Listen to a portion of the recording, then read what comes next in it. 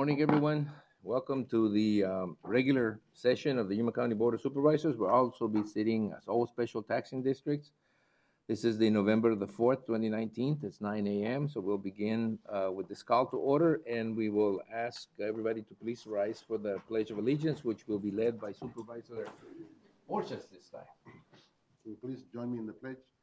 I pledge allegiance to the flag of the United States of America and to the republic for which it stands, one nation under God, indivisible, with liberty and justice for all. Thank you. So, the next item is call to the public. Call to the public is held for the public's benefit to allow individuals to address issues within the board's jurisdiction. Board members may not discuss items that are not specifically identified in the agenda. Therefore, pursuant to Arizona revised statutes, action taken as a result of public comment will be limited to directing staff to study the matter, responding to criticism, or scheduling the matter for further discussion in a decision at a future date.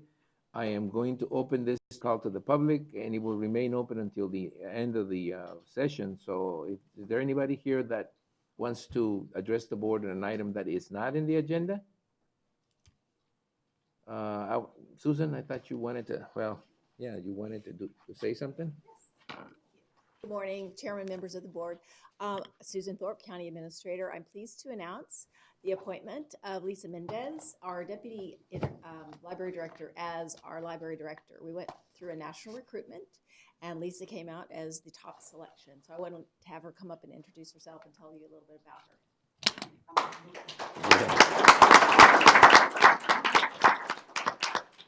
Thank you, Chairman, members of the board. Lisa Mendez, Library Director. I just want to say I'm excited to take on this new role and take the library into the future. That it? That's probably why you got the job. The other applicants were long-winded. No, not me. It's a credit to a librarian that says very little things. Thank you very much. We look forward to you actually doing the actual job you've been doing for a while, and we know you've been doing a great job. So looking forward to working with you. Thank you. And I appreciate Chairman Simmons, who comes and helps out the library all the time. Okay. Oh, yeah, busy time of year. It is for you. Yeah. Thank you so much. All right. Anything else on the call to the public? Again, it will remain open. I am going to open presentations, proclamations, and appointments, which is an area where in the agenda where board members may discuss the presentations and proclamations and may announce appointments to the Yuma County Planning and Zoning Commission and the Yuma County Board of Adjustments. There will be no legal action. There are no appointments, so we're gonna move on to the presentation of the Yuma County, the county line by Yuma 77. No, wait. Yeah, but that's already, that's a little further down the road. Oh, That's I'm number sorry. 2. Okay, All right. sorry. All right. Arizona County Supervisors from across all 15 counties gather for their annual 2-day legislative summit. Renovations are underway to help provide more space to our Human Resources Division. And a few changes at the fairgrounds will help to keep the Yuma County Fair at its usual location. These stories and more, this is your County Line.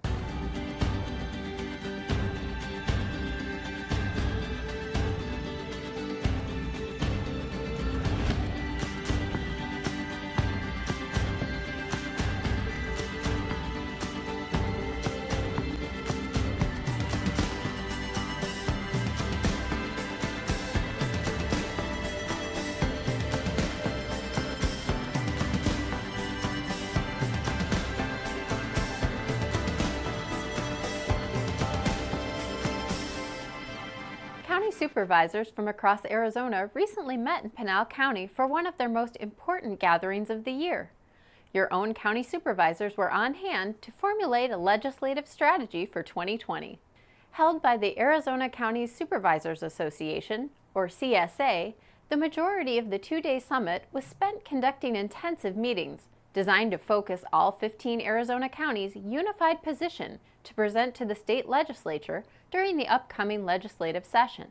A lot of the levers of power are controlled at the legislature, and so counties have to have good relationships with state lawmakers, they have to be studied up on the issues, and then they have to be prepared to meet and brief state lawmakers about the issues that are important to counties. So what we try to do here is to create a forum to really be a launching pad for that, set some specific goals, and then we'll work on those throughout the next legislative session. Your county government relies on the state funding for state-mandated services provided by counties. During the legislative session, a lot of attention is paid to the development of the state budget, making sure they are not holding back or cutting funds from the counties they are directing to provide certain services. This year, we really don't have any legislative proposals other than budget issues, which are normally every year. But some of the other counties have issues that they need help with. So we all get together and figure out what needs our full support. And sometimes they help Yuma County with their issues, and sometimes we help them with their issues. But it's a matter of getting together and finding some common ground that we can all get behind and support. It's anyone's guess how things will turn out during the upcoming legislative session. One thing is for sure, the County Supervisors Association legislative session has been time well spent at aligning Arizona counties. Over the last 20 years, growth in Yuma County has exploded. It's great for the economy, but tough on your county offices. One office that's seen an increase in staff is our Human Resources Division. They've long needed extra space to operate efficiently. The use of more space will help us to be able to grow in our professional areas. And it'll allow our employees to be able to dedicate time and effort with spacing that's allocated for that employee to feel that they are not subject to just a small area of confined space in interactions, but in an area that they feel, once again, information is kept secured, and they feel that it's looking at the beauty within what the county offices have. So when the Elections Office moved to the new 197 Main Street location, the space was renovated for Human Resources, and their old offices are now in the process of being updated. If you have business to conduct with Human Resources, you still come to 198 South Main Street. Given there are no unforeseen delays, the second part of the remodel should be complete by January 2020. Anyone in our area knows that around the end of March, it's fair time. There could be some changes in the location in the not-so-distant future. The recent arrival of the Marine Corps F-35 jets has made flying over the fairgrounds on approach to the airport a challenge. In an effort to make things safer, the Carnival Midway and several support buildings will be relocated to the western portion of the current site. While the fairgrounds are not part of your county government, we do lease the property to the fairgrounds.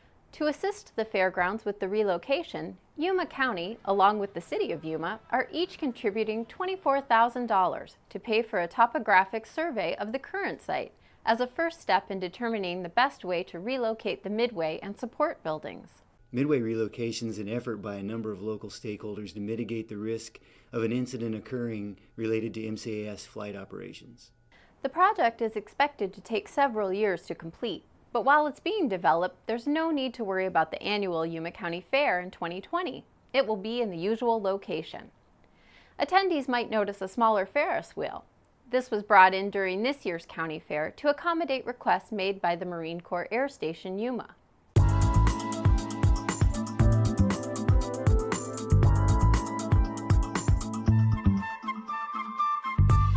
November is National Diabetes Awareness Month. Adults with diabetes are nearly twice as likely to die from heart disease and stroke as people without diabetes.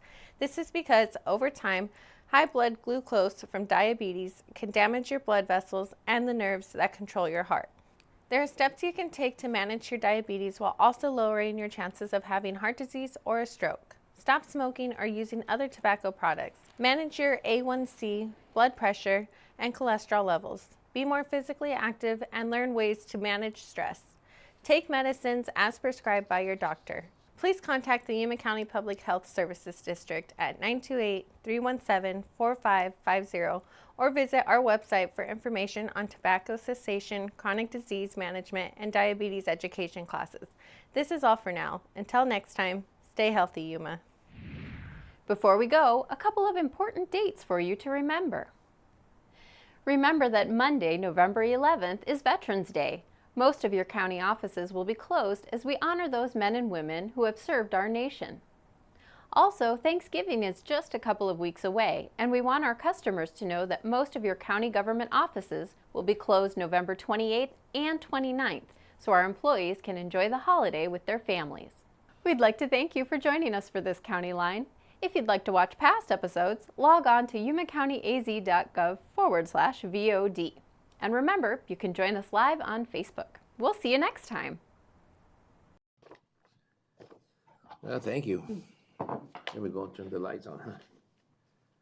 All right, that takes care of item number 1 in the section of the agenda we're in. The next item is where the chairman proclaims November 23rd, 2019 as Yuma County Adoption Day, and Supervisor Pancrase will do us the honor of reading the proclamation. Yes. Proclaiming the day of November 23rd, 2019 as Adoption Day in Yuma County. Whereas more than 3,875 children are in the Arizona foster care system awaiting to be adopted. And whereas in Yuma County, there are approximately 310 children in foster care, 61 children with adoption as a case plan, of which 11 are waiting for permanent families. And whereas foster care is designed to be temporary, yet the average time a child waits for an adoptive family is 402 days. And whereas National Adoption Day is a collective national effort to find permanent, loving families for children in foster care. And whereas on Saturday, November 23rd, 2019, National Adoption Day will be celebrated in all 50 states, offering children the opportunity to live with permanent, stable, and loving families. Now, therefore, I, Marco A. Tony Reyes, Chairman of the Yuma County Board of Supervisors, hereby proclaim the day of November 23rd, 2019 to be Adoption Day in Yuma County, during which adoptions will be finalized for children at the Yuma County Juvenile Center. I urge all residents to join in local, state, and national efforts to raise awareness about the importance of becoming a foster parent and to considering becoming an adoptive parent during November and throughout the year. Thank you very much, Supervisor. Is there anyone here? Oh, there you go, Honorable Judge. Good morning. I'm Kathy Stocking Tate, and I'm one of the 2 judges assigned to Yuma County Juvenile Court. Also with me here this morning is Mary McGee, who is the DCS the DES Area Program Manager for Yuma County. We're delighted to be here today to participate in this presentation of the Yuma County Proclamation for Adoption Day, which will be held on November 23rd in Yuma County. This is the 20th anniversary of Adoption Day in the United States, of National Adoption Day in the United States. It's the 11th year that we have held Adoption Day in Yuma County. This year, all of the adoptions that will be finalized on Saturday, November 23rd, will be for children who, for no fault of their own, found themselves in DCS custody and wards of the state. It's especially exciting for us at Yuma Court to be part of the Yuma County Adoption Day, for it is one way in which we are helping children find their forever families. But our work is not done. We still have 11 children in Yuma County looking for permanent forever homes. So when the Board of Supervisors issues this proclamation, you're calling attention to the serious need for adoptive families in Yuma County. On behalf of all of the families and children that we serve at the Yuma County Juvenile Justice Center, thank you for showing this recognition for Adoption Day. And we want to thank you for all the work you guys do, because you do a great job, and we're just glad to be able to support and help in any way we can. Thank you.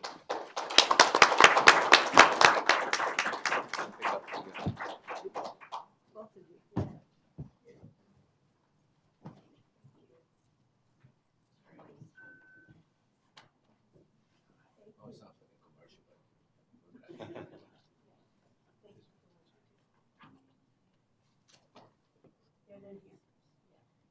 Uh-oh.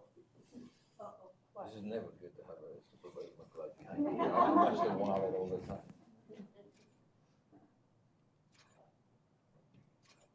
Thank you. And again, thank you. No, thank you. Thank you so much. Thank you. Crossover's good. Thank you. Take care.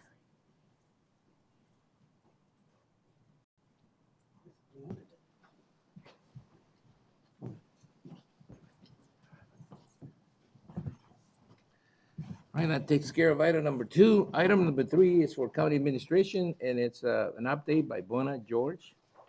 I can never pronounce that right. Buna George, Executive Director of the Greater Yuma Port Authority, and she will provide us with a dreaded PowerPoint presentation. Every PowerPoint, we dread every PowerPoint. Really? Yeah.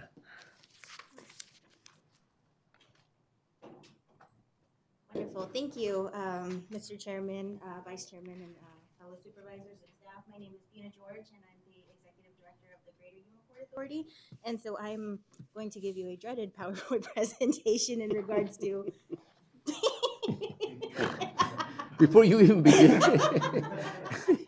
let me tell you that I personally appreciate this PowerPoint presentation because it goes to show just how far the Greater Yuma Port Authority has advanced from its beginnings, which was to us almost an unknown factor. I mean, we didn't do much, and whatever we didn't have anybody to come over and give us a PowerPoint presentation, give the rest of the board a PowerPoint presentation. So it is an appreciated presentation. So I guess I'll just make up for it just for the short. years you didn't get one. So I'll just kind of give just a brief overview of what the Port Authority is. You know, a little bit of the history, just so everybody has a. So I think in Spanish, so you'll have to forgive me. So every once in a while, I'll have to stop for that. The recent developments and what we have up and coming and going, as well as what we've done within the past last year that I've been here. So with the mission statement, I believe that's slide number 3.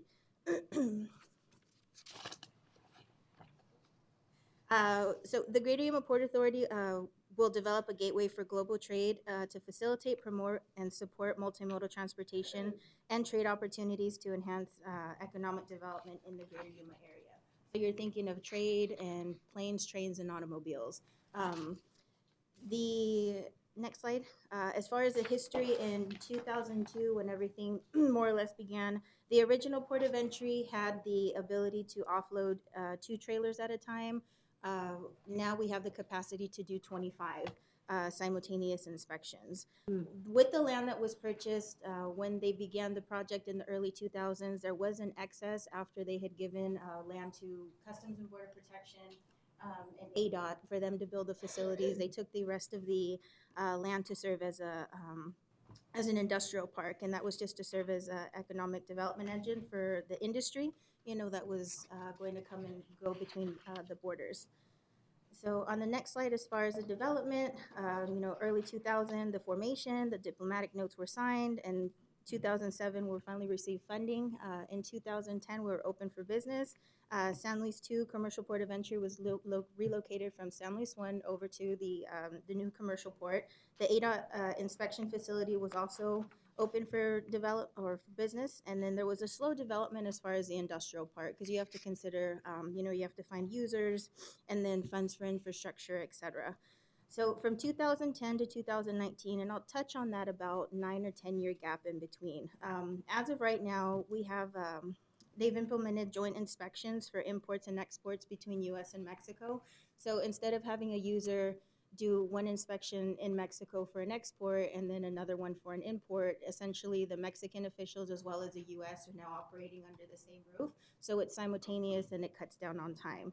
ADOT has also facilitated the users that are coming back and forth as far as the mechanical requirements. They now go down and visit you know, the users in Mexico, let them know what exactly is needed, the pros, you know, the cons. And I know one of the agricultural companies actually has a gentleman that does like the pressure washer. As soon as it comes out of the field and the truck's out and parked, then they do the pressure washer to make sure that it's clean and they don't leave any debris. You know, if there's anything remaining on the trucks, that it comes across the border clean.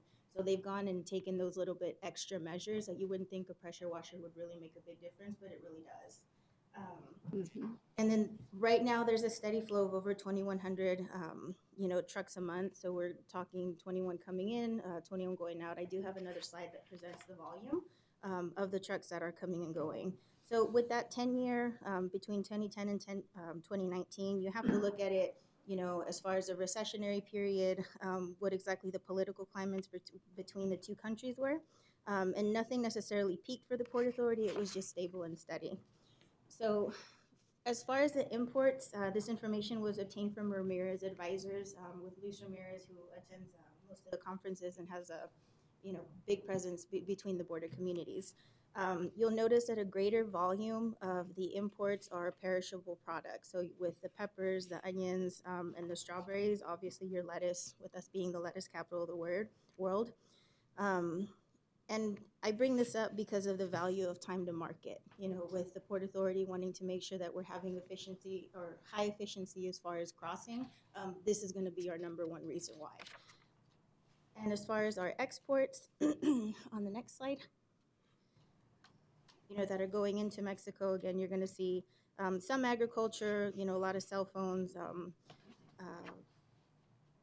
electronic products, and then I want to highlight #6 and #9, which is going to be plastic boxes, containers, and then paper cartons. So those items are used for the agricultural products in Mexico. So you have to package them, and everybody thinks that it's packaged and everything's down there, but a lot of the raw products come in from the U.S. in order to make that happen.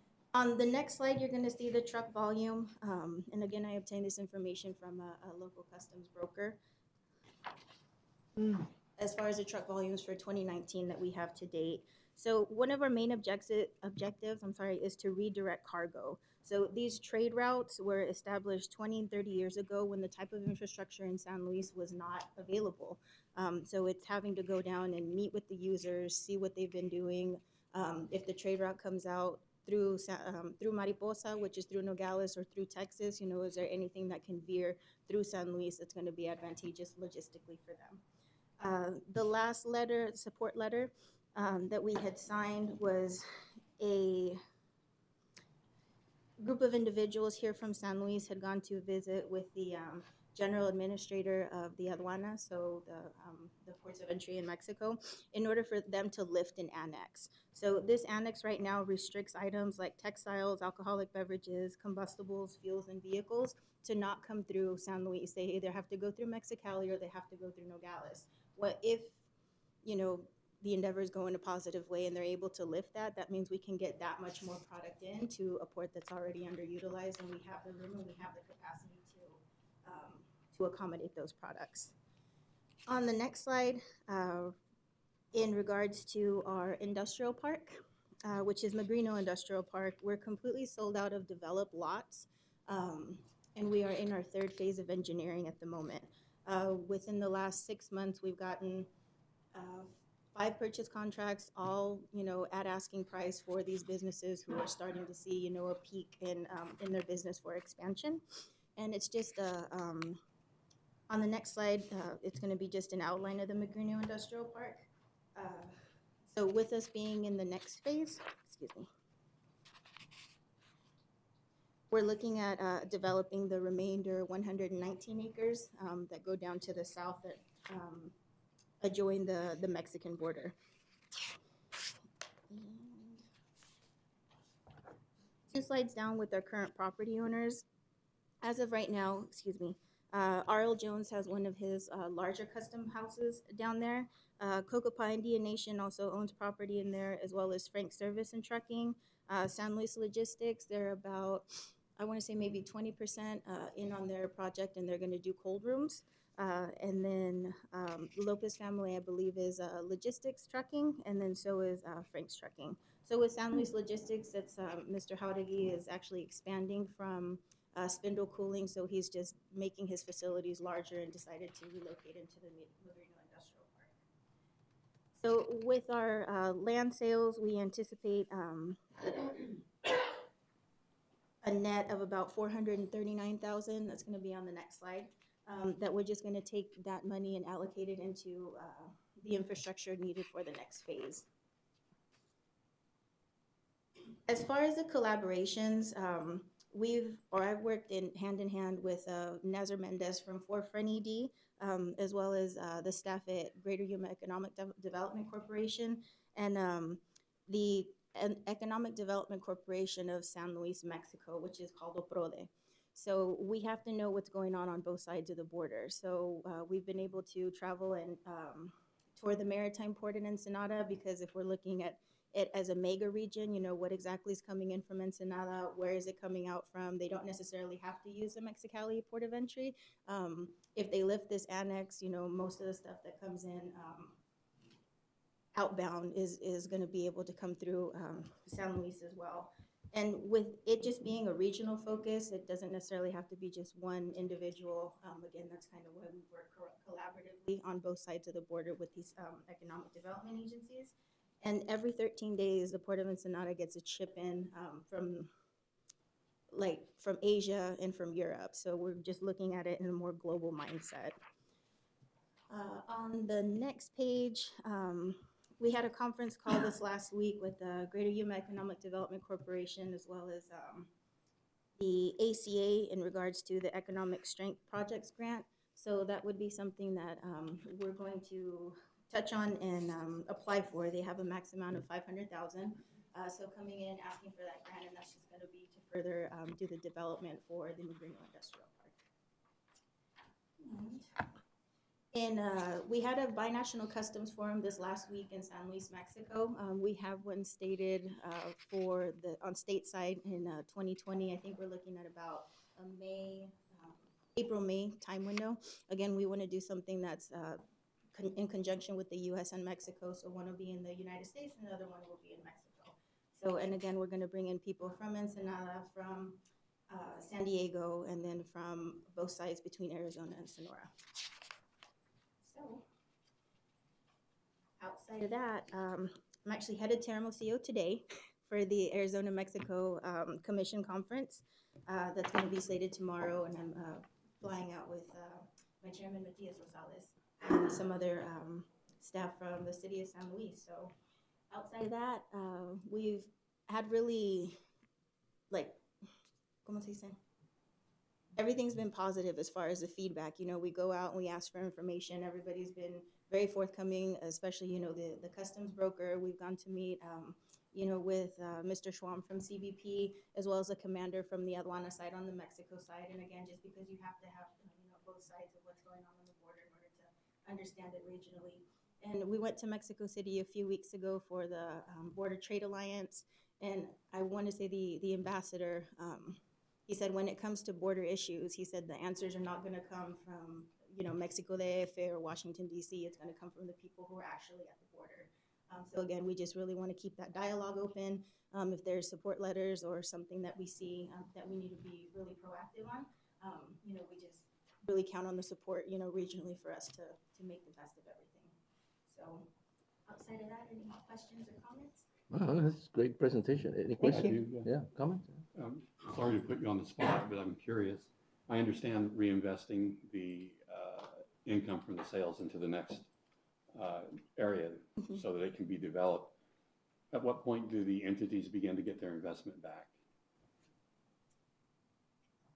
That would be at the point it becomes profitable. That's the answer. It becomes profitable. That's the real answer. I don't think that's an issue that the board has taken up to discuss yet, because up until 6 months ago, there wasn't really much activity or anything, you know, anything to really discuss. Yeah, I think, really taken off. yeah, things have really taken over the last 6 months, and I don't think we've had a chance to sit and actually discuss how do we return some of that investment, because we were so busy just trying to survive and push the process forward. But I'm sure that conversation can be had, especially if we, as planned, you know, have a retreat where we talk about, okay, what do we do now? Because I think all of us agree that what the original intention was to get the private sector to be the, you know, just to get it started and get the private sector to take off. And I think it's basically starting to happen. There's a lot of activity going on that wasn't there 6 months ago. So the question is probably timely now.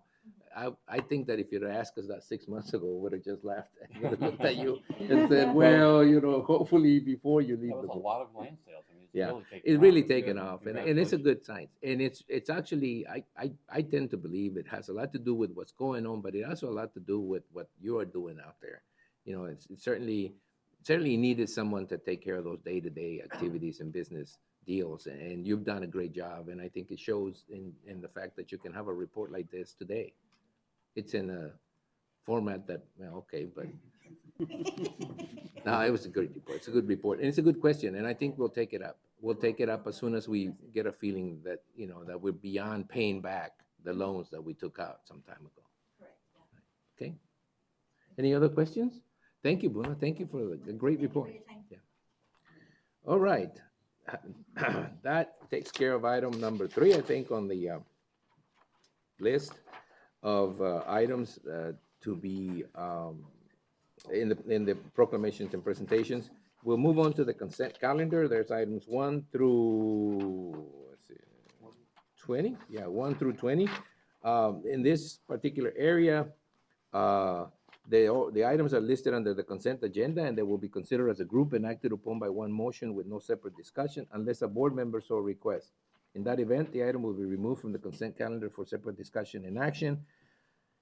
Do I hear a motion to approve either all of them, or do I hear a motion to take 1 or 2 items off and discuss it?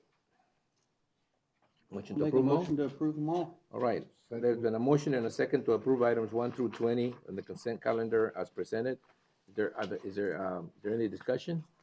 Well, there shouldn't be, but just in case. All those in favor of the motion signify by stating aye. Aye. All those opposed? Motion carries. There was no items pulled for discussion, so we'll move on to the discussion and action items.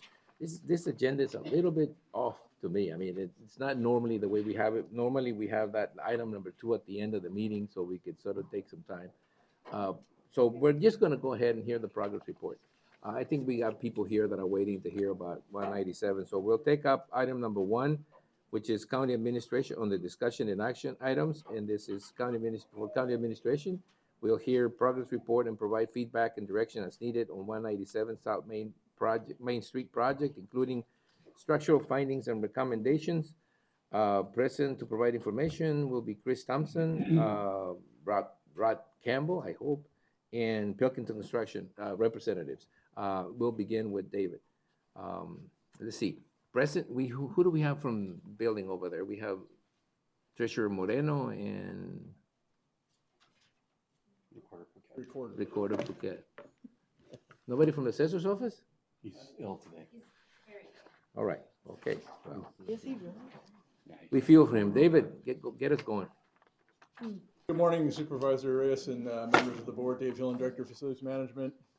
And unfortunately, Chris Thompson and Rob Campbell were not available today, but we do have 3 members of Pilkington Construction here with us. Leo Pilkington, Chris Pilkington, and Clint Harrington are here. And they'll be able to address any questions you may have with regards to technical aspects of the constructability of the structural issues.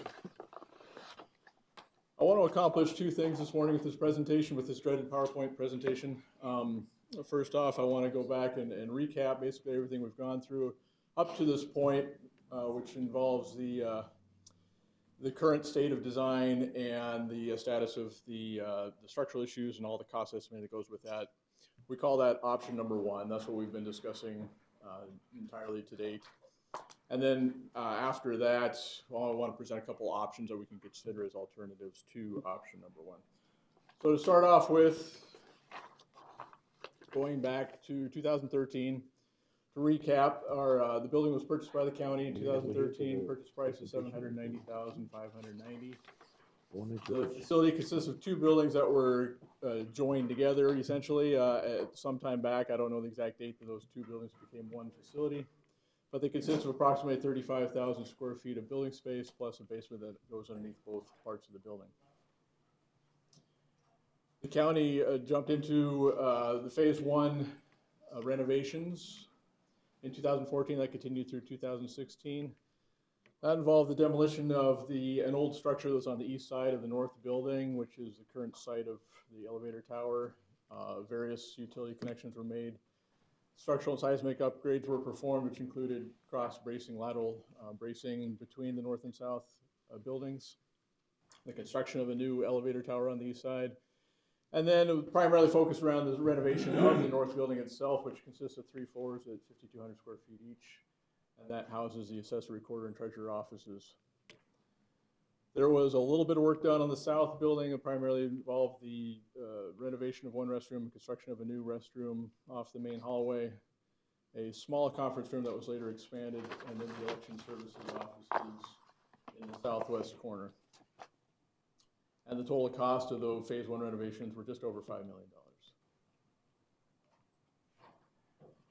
Which brings us to basically what we see today across the street. Again, 2 structures. You see the north building on the left, the south building on the right. North 3 floors and about 42 feet total height from ground up. And on the right-hand side, again, a main floor that's about 9.5 feet or so ceiling height, and then a very low ceiling mezzanine on top of that. The view from the southwest. And the view from the east side looking towards the west, and you can see the back corner of the north building here, the original construction, and then this side here is the new elevator tower that was added as part of the phase 1 construction. And then, of course, down here we have the back side of the south building. This is the layout as we see it today. This is on the north building inside of the red circle there. Again, about 5,200 square feet. On the first floor, we house the voter registration portion of the recorder department and the treasurer's office as well. You'll see that voter registration accounts for about 1,200 square feet of that space, and about 500 of that square feet is taken up by the room for the ballot machine here, and then about 2,750 square feet for the treasurer's office. On the second floor, it's divided fairly evenly between the assessor's office, a portion of the assessor's office here on the left, and then the recorder division offices on the right-hand side. And then the rest of the assessor's office takes up the entire 3rd floor. So going forward to basically 2017, let's start talking about the development of the rest of the building, the south building, phase 2 we call it. And this would include the design and development of an auditorium, a new auditorium for Board of Supervisors, offices for the Board of Supervisors, and conference room. Facilities for the communications department to include offices, a studio, and a production room. And then a modest renovation to the existing election services offices, which includes an expansion to create an office for the director. And we have presented this before. This is the Thompson Design Architect layout as it looks today. Again, the area for phase 2 that would be involved in that project is outlined here. Main floor, again, consisting of primarily focused around the auditorium with seating for just over 90 people. Communications department area on the east side, supervisor's offices across the south, and again, revamped. Election services offices here. The design does continue onto the mezzanine, a portion of the mezzanine, basically the east end, which includes office space for communications department, some needed facilities such as electrical room, IT, IDF room here, and a mechanical room here. So the way that this works is that these services here provide service down to the main floor. So your mechanical, IT, electrical located here, but serving the main floor. I just want to take a moment at this point to say, as far as design goes, we took a little bit longer than normally, I guess, to develop this, and that's because we're really fighting for every inch of space that we could come up with to make this work. Originally, we didn't even really want to go into the mezzanine area, but really had to. But all through this, we've really struggled with creating enough space for everything we want to do.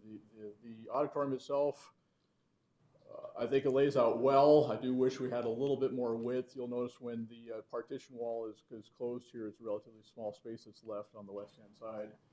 The studio, in an ideal situation, would be a little bit larger, even if this was squared out to maximize that space. Our production room, the minute that we build this, is going to be full. The equipment racks and everything will fill up that space.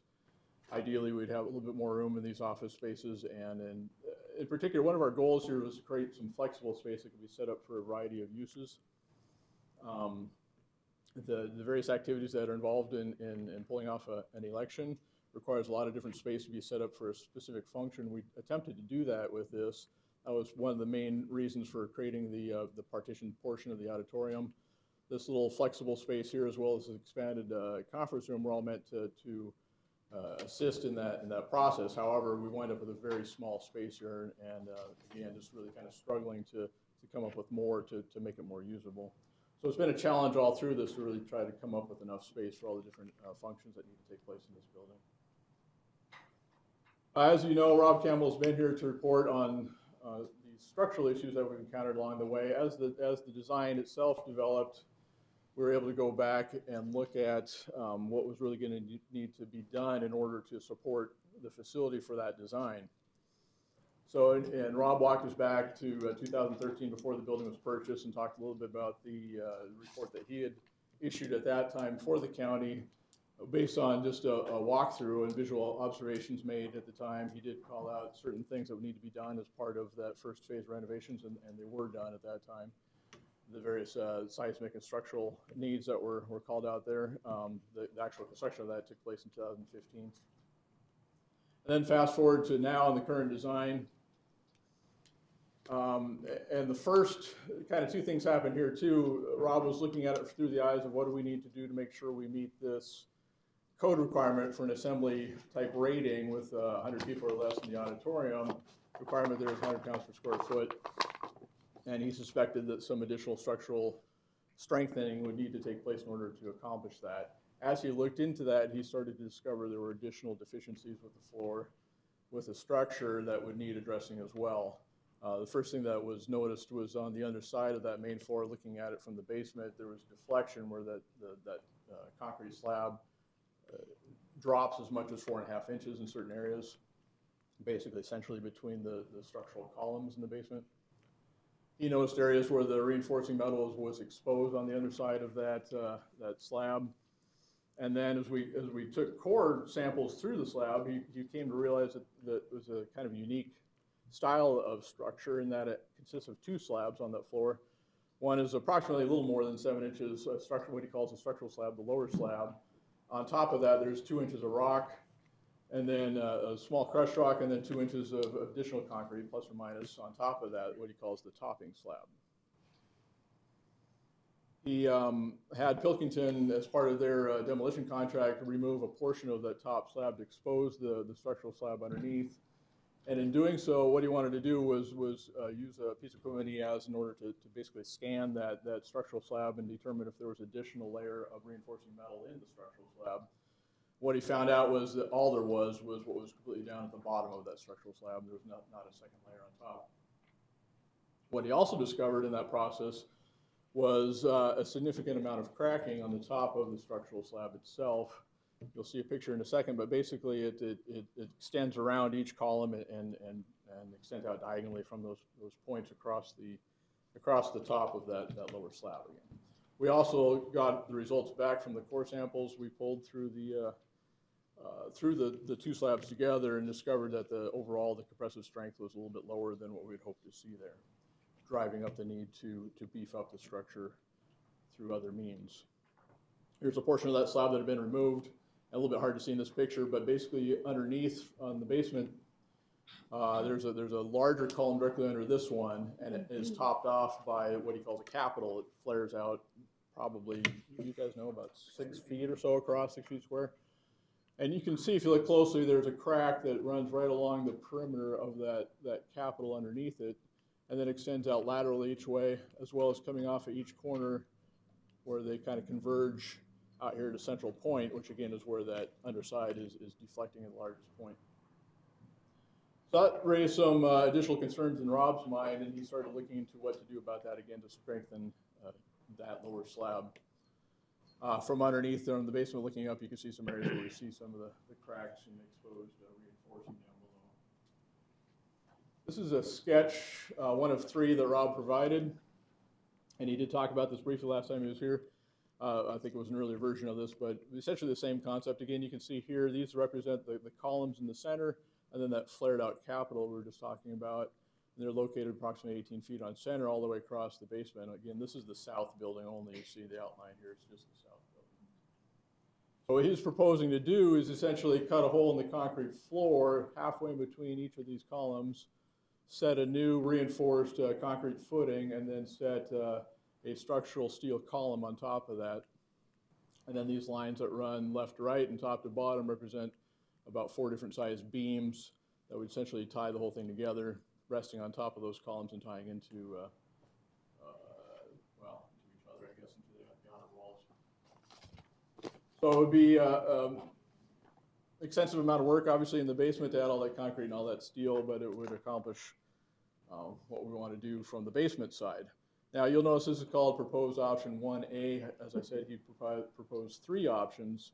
All 3 include a similar layout of steel. The difference between the 3 primarily are different size footings and different size steel members.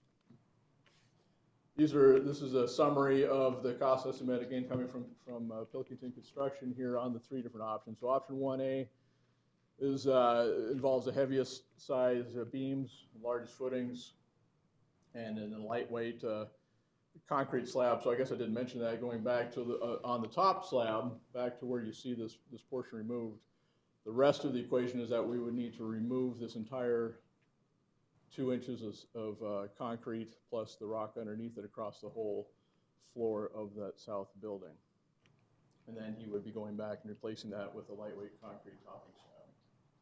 So you can see we're running about $1.3 million to accomplish that. Options 1B and 1C are similar. They use lighter weight structural steel, slightly smaller concrete footings, but then they include actually adding what we call a laminate. Of the FRP is a fiber reinforced polymer that would be injected into the cracks. And that would actually take place in all 3, but then how that top slab gets replaced then varies from option to option.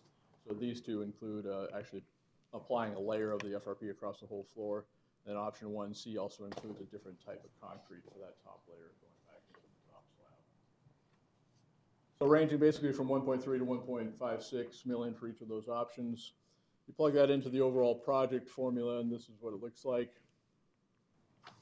Broken down into 5 categories. So we have our design phase services. Some of this is already in progress, about $158,000 to continue.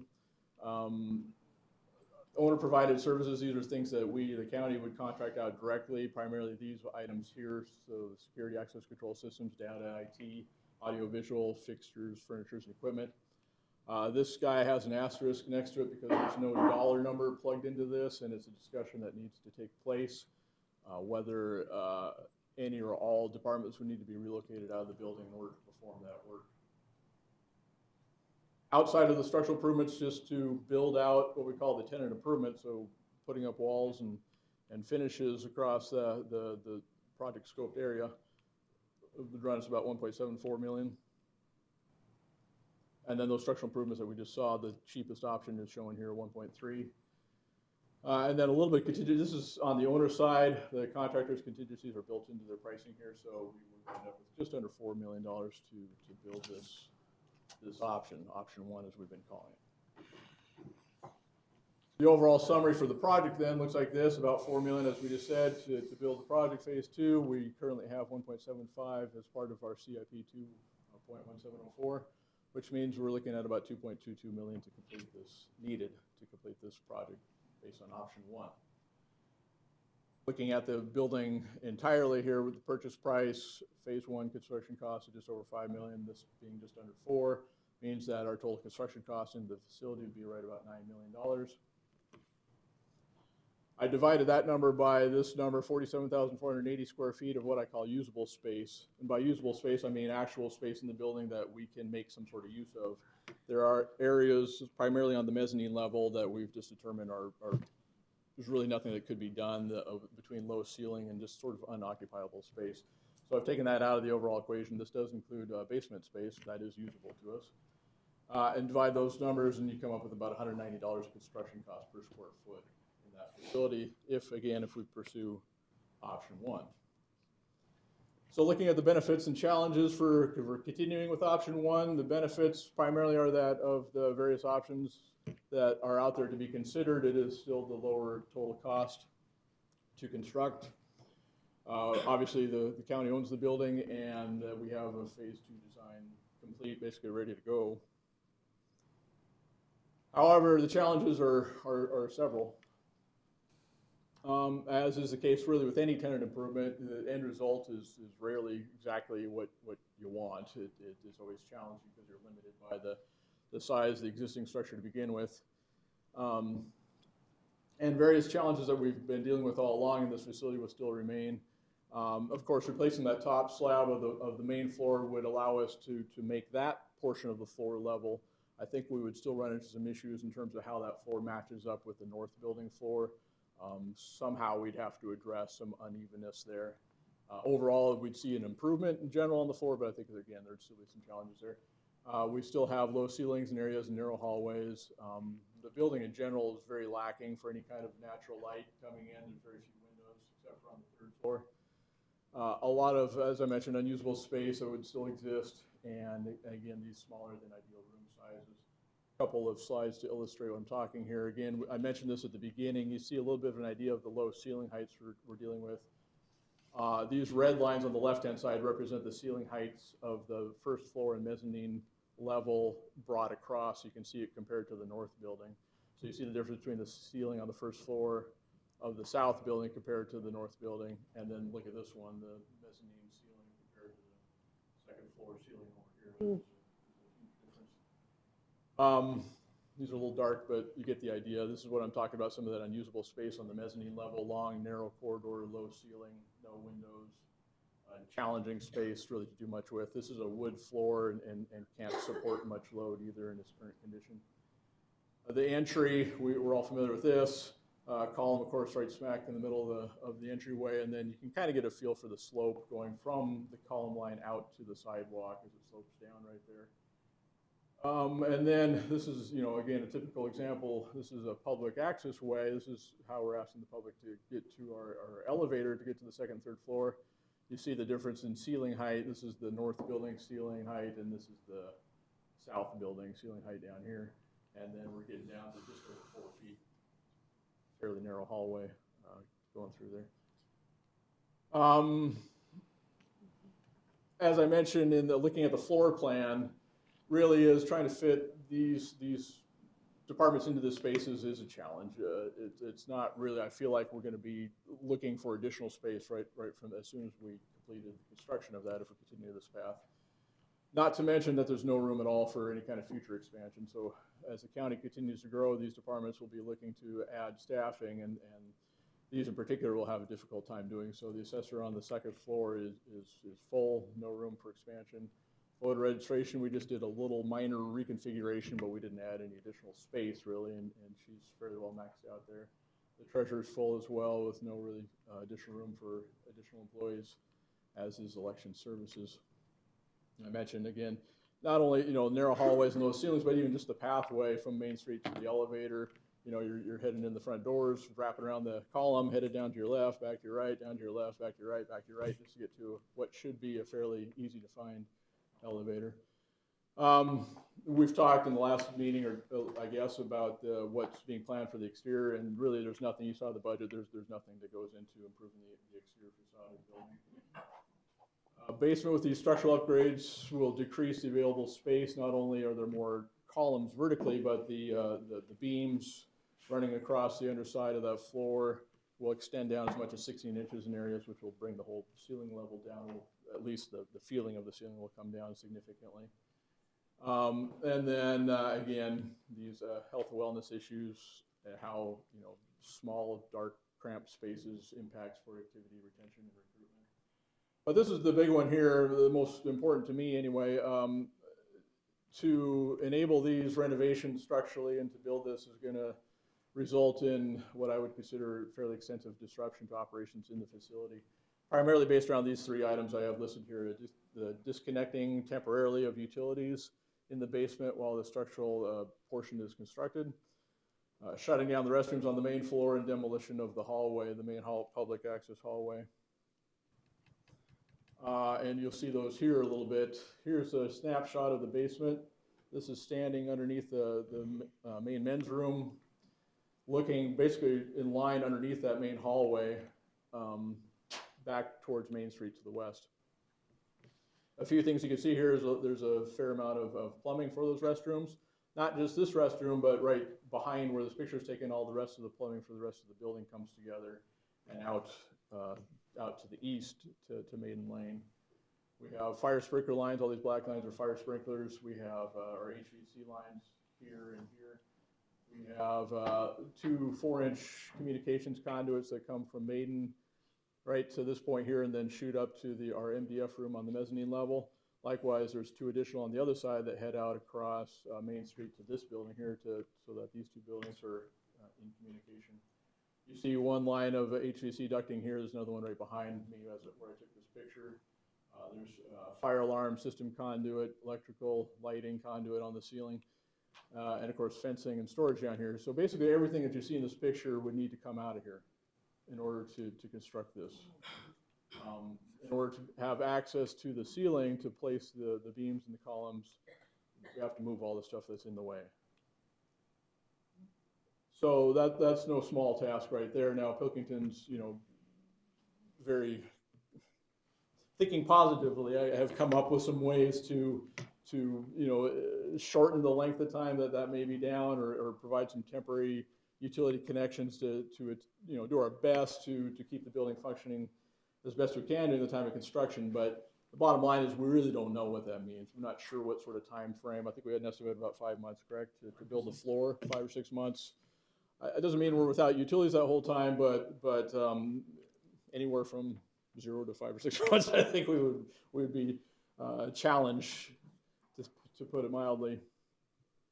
Additionally, again, in order to tear up that top layer of concrete floor and put something back, everything outside of the project scope needs to come out of the way. So we're talking both restrooms, women's restroom here, men's restroom here.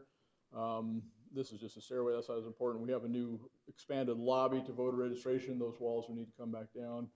And then the the conference room here as well would need to be removed. Pilkington has included a price in their estimate to remove those items and put them back. But again, you're talking about being without the facilities, primarily without the restrooms. Again, the second and third floors have smaller restrooms on either side of the lobby areas. You access that floor. But again, all that plumbing comes together in the basement right about here and heads out the east. So you'd be without restrooms for a period of time anyway. And then, of course, if you're tearing up the hallway floor, and again, Pilkington and Chris Thompson, our architect, have said, well, we could probably figure out a way to sort of phase this.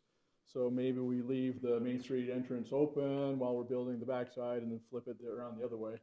Regardless, there's going to be a period of time, especially right here, where you're not able to access the treasurer's office through these doors while that floor is being replaced, as well as voter registration area down here. So these are challenges that we definitely need to look closely at and consider with this option. So then what, you ask? Well, that's the end of the first part of the discussion. That's what we know with regards to option number 1, per the design that we have in place right now, per what we know structurally what needs to be done. Those are numbers that are pretty close, like I said, with the exception of if it is determined that we do in fact need to relocate all 3 departments out of this north building for the entire length of demolition and reconstruction work over here, then that has its own cost that's not really factored into that bottom line right now. So which leads us to what options do we maybe have? So now we're talking about theoretical options. There's no hard numbers necessarily. I'll show you some numbers in this first option. But they need to be fleshed out further and fine-tuned, which sort of is a good point, I guess, to introduce this idea. One thing that's been requested of me to bring to you was the possibility of establishing a time, maybe a less formal setting, to really talk about all these options further with the tenants of the building and allow them to express some of their concerns and ideas as well going forward. But what we can do right now for today is look at first off, what I'm calling option number 2, and start providing some information to be considered and making a decision going forward. So option 2 involves entire demolition of the whole south building across the street, everything that really hasn't been touched yet to date. It's about 19,500 square feet of construction. We would, in this situation, we would be able to build back a 3-story to match the north building, and that would be about an additional 29,500 square feet of building space on that existing building footprint. again, matched up to the floor levels of the north building. So looking at, again, how it looks today, I'm talking about this whole side over here, coming down to street level, and then building back up to match the height of the building to the north. Best guess scenario in this situation is that we'd be looking at design phase service costs of just over $300,000, about $1 million for owner-provided services. Again, same category of items here. This does include a small placeholder for office relocation. That's the physical act of moving departments out of the building, so hiring a moving crew and that sort of thing. It doesn't include operations costs in the new location. Construction costs, again, talking a little bit with Bookton, get some ideas of cost per square foot, that sort of thing, and we're looking at about $7 million of construction costs between a demo phase and the construction of a new facility. And then some contingencies built in, about $780,000, which would be a total of basically $9.25 million to construct that new building to the south. Plug that back into the existing project formula. If we subtract out the 1.75 we have currently, that means it would be about an additional 7.5 to build that. And you see, extrapolating down, now we're talking about over 66,000 square feet of usable space at a cost of about $214, and that really is right in what I would call industry average for cost for new construction of a new facility. The benefits of doing this, we'd have 3 floors of new construction, about 29,500 square feet, improved finishes, including level floors, high ceilings, wide hallways, natural light. Each department would have increased square foot space, both for their current layout as well as accounting for room to grow in the future. We would be able to bring some smaller departments that we have elsewhere in the county, bring them into this facility. We'd have room for 2 or 3 smaller departments, which would allow us to reduce operations costs on those other sites, get out of some buildings that don't operate very efficiently for us, and centralize some of these smaller departments. Improved access to departments for our public. Opportunity to increase energy efficiency. We can introduce some design elements that would improve efficiency of the facility that way. Improve exterior finishes. We'd be able to contribute really to the downtown feel and aesthetic. Improved health, wellness, again, just more desirable places to work, which will result in increased productivity, recruitment, and retention. Our long-term facilities needs are met for the county. And we already have the location. It's a good location. Obviously, being right across the street from this building is desirable. It's right here on Main Street, and we have an abundance of parking on the east side as well. The challenges primarily around number 1, all 3 departments would need to, including election services, would need to relocate out of the facility for a period of approximately 18 to 24 months. We do have a couple thoughts on that, but again, this all needs to be fleshed out further. We do have space. 145 2nd Street is just up the road this way next to adult detention. That's mostly empty facility right now. It has room for departments such as election services there. We have a little bit of room in development services. Again, needs to be looked at and really assess how much and which department would be a best fit there. Of course, there's vacant space here on Main Street. If we could pursue the idea of bringing in modular buildings as well. The idea has been floated out there to look at a facility such as the Hopsteaders building just up the road here as a purchase, either for short-term or long-term. We could use it for departments to relocate temporarily and then either move a different department into there or sell it again when we're done. And of course, this method, our overall construction cost goes up, and we're extending out the timeline again. So a couple of challenges to look at option 2. The other options I have much less information to share, but we could talk about just the highlights. Option 3 would involve purchasing yet another existing building, such as the Hopsteaders building or other, and renovate, so perform yet another tenant improvement. That is the Hopsteaders building. Just for your general information, they're asking a purchase price of $950,000. It's about 9,000 square feet on the main floor, 4,700 or so square feet of basement space, and 700 on the mezzanine. It's a nice facility and very close, of course, to our other 2 buildings here, so the adjacency is convenient that way. Benefits of this option, we would have additional space to work with, and we're talking about either avoiding, lessening, or delaying the cost of the renovations across the street. Challenges, though, again, if it was some other building, what would be the location of that new building relative to our administrative functions. There's always a potential when you buy an existing building of inheriting other problems similar to what we're dealing with right now, so we'd have to take that into account. Purchase price, of course, is something that is not currently planned, so initial costs. Tenant improvements, cost of that work, as well as any other, for example, let's say that it has one small restroom, maybe we need to upsize a sewer line or something like that, as well as, of course, not being on the county network, so additional costs to tie that all in.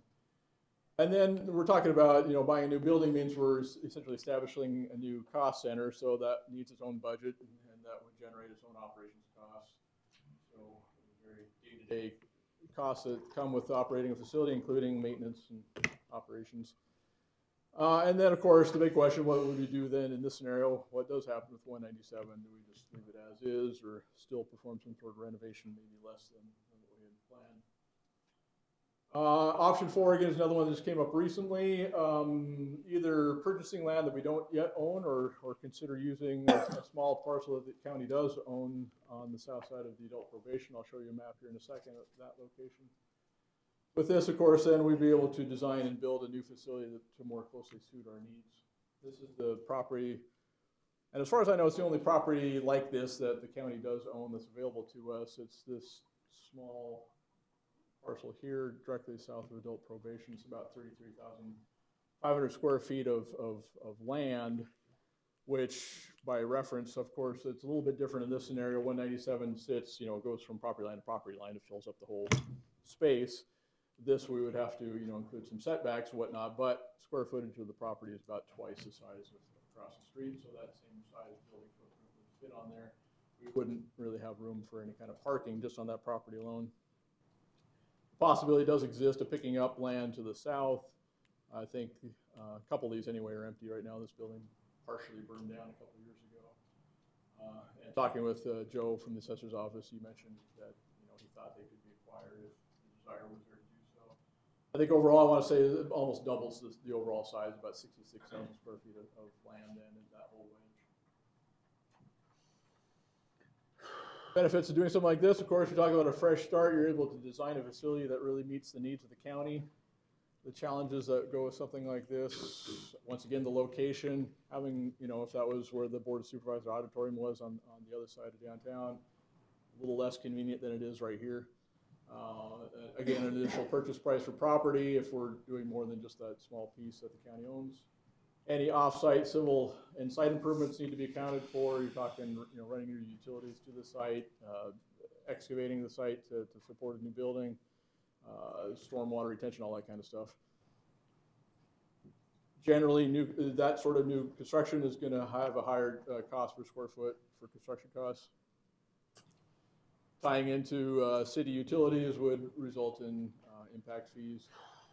Again, you're talking about a new facility with its own operation costs associated with it, and once again, we still have this question: what happens with 197? Last option is to do nothing. That is not an option. That's so probably we not a don't need good to take option, it. but it's there. We can at least delay any decision for a while and do nothing and operate the way that we are. All right. That's it? That's it. Thank you. This is a sovereign presentation, but anyway, two things stand out. I mean, to me, one is that anything that we do in that building on the other side is going to require more to take more into account the tenants, right? Which I understand that whatever we do there is going to disrupt. If we do anything in there, it's going to be highly disruptive to their operations. So whatever we do from this point forward will include their participation in the process. So because I think we can't come up and surprise them with a decision that is going to technically, basically relocate them or put them in a situation where their basic needs are not going to be met. So that's a given to me. The second is anytime you open up an old building, you're bound to find out that whatever you thought, it's not what it is, especially an older building that age. So although it doesn't come as a surprise, the size of the problem comes as a surprise to me. From the beginning, I had my doubts about it, and they've been confirmed. It's going to take probably gonna take us more to fix the problem than to actually build what the facility that we want. The extent of the structural upgrades needed, I think, caught everybody by surprise, even our experts who've been looking at it for a period of time. Don't open any more walls or floors or anything else until further notice.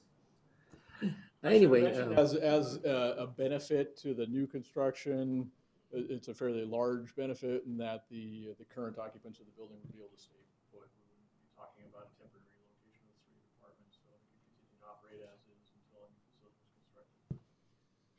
if nothing else, this sort of slows down that process to the point where we need to reassess, where we're going with this. I'm not sure that this meeting in particular was designed to do that. This meeting, it was, to me, designed to just listen to your presentation and sort of decide our next step. But it isn't, I don't think we're ready to make a decision about where we go from here, but unless you guys want to. I have my own thoughts on it. Oh, go ahead. You've never been shy to share them, so do it now.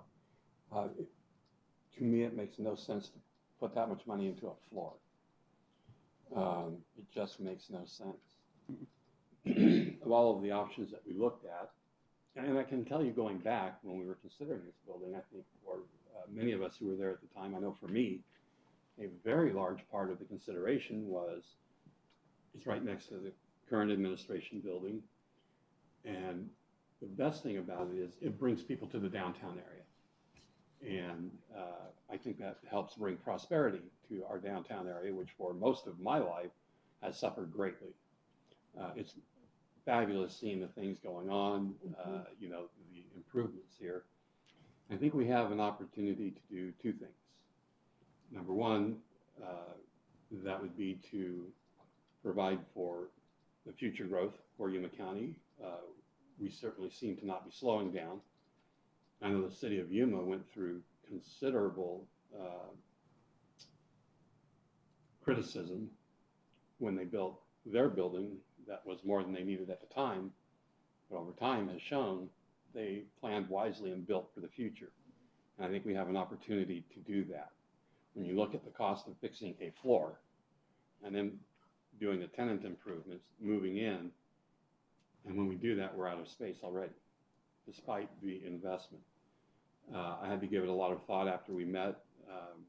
Thank you for ruining my appetite that day. But, the facts are what they are. And we also have an opportunity to improve the looks of downtown and put a new modern building in that is built for our future needs and allows us a lot of flexibility going forward.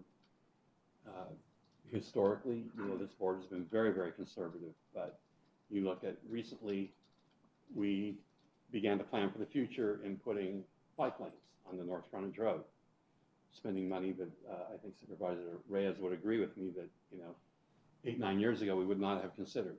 But as things progress and as we understand, the need to plan for the future 20 and 25 years out, I think that going to the new construction on that location still brings people to downtown. The county functions are centrally located where the public needs to visit. I think it provides the wisest option long term.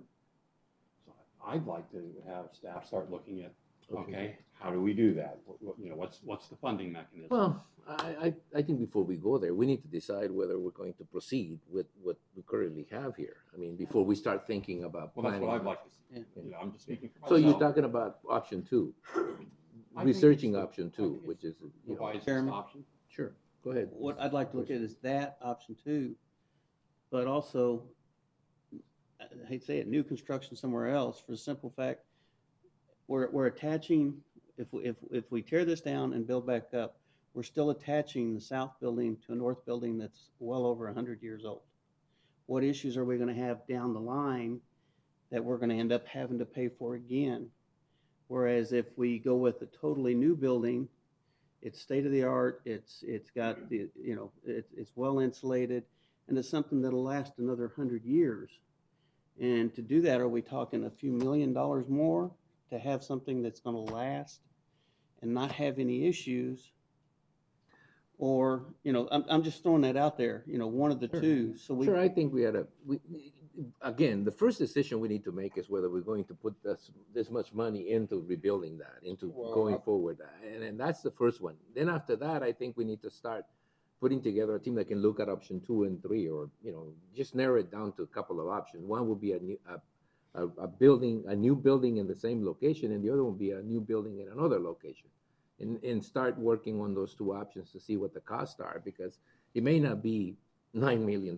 It may be 15 or 24 or whatever it And is. see what the difference That's is. what I'm saying. And- So we and- can and- see what the difference is, And get the other elected officials, in the and process get the other too. elected officials involved. So in they the process. they've got to say so, and they know what's going on, and.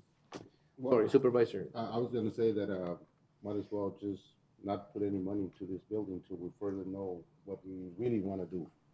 Well, I think that's So, the I mean, easiest if way. you want a motion, I'll make a motion to look at other options and, give direction to Delay. what we just talked I, about. I need a couple of questions answered. One is, do we have a contract to do this with PCC?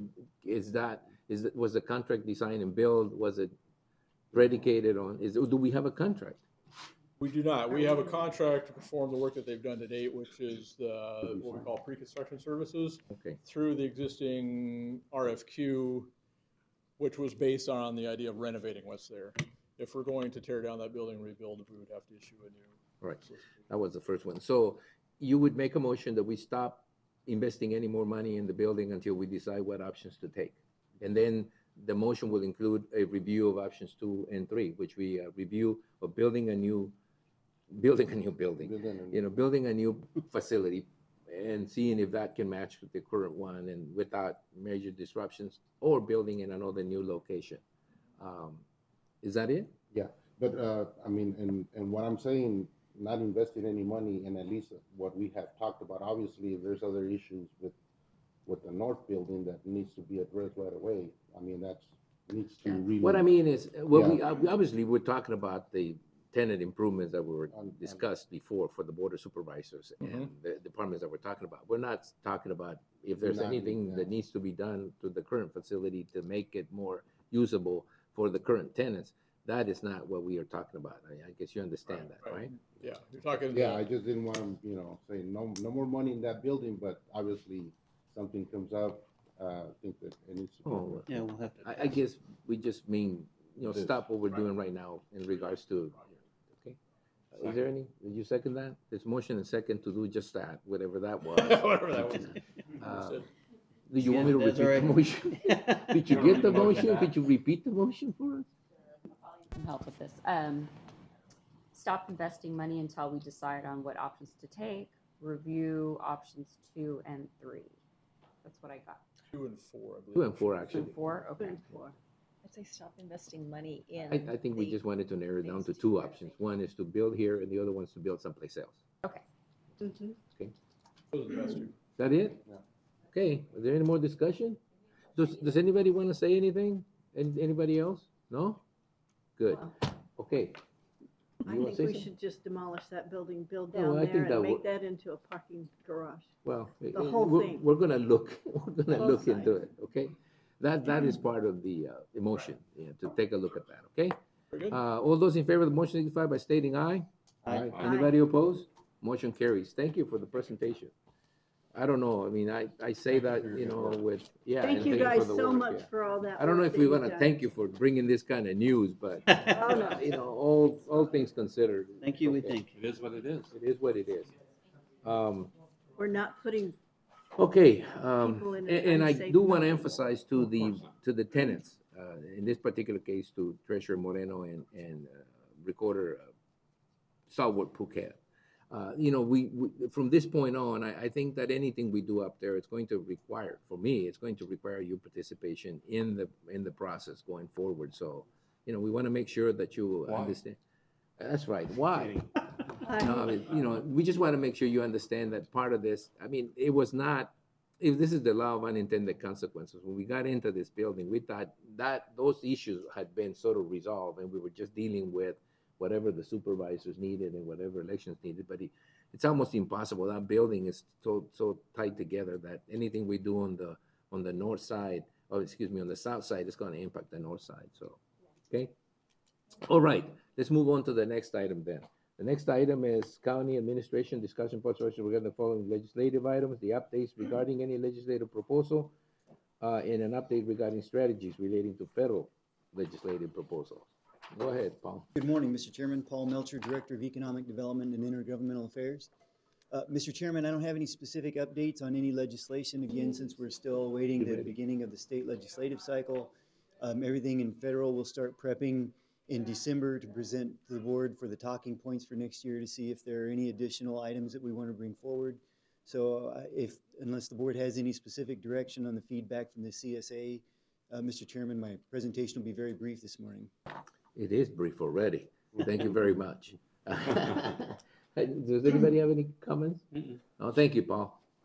All right, then we move on to the Board of Equalization consent calendar. The following items listed under the consent agenda will be considered as a group and acted upon by one motion to accept the notices of decision agreed upon by the petitioners and the Yuma County assessors with no separate discussion unless a board member so requests. In that event, the item will be removed from the consent calendar for separate discussion and action.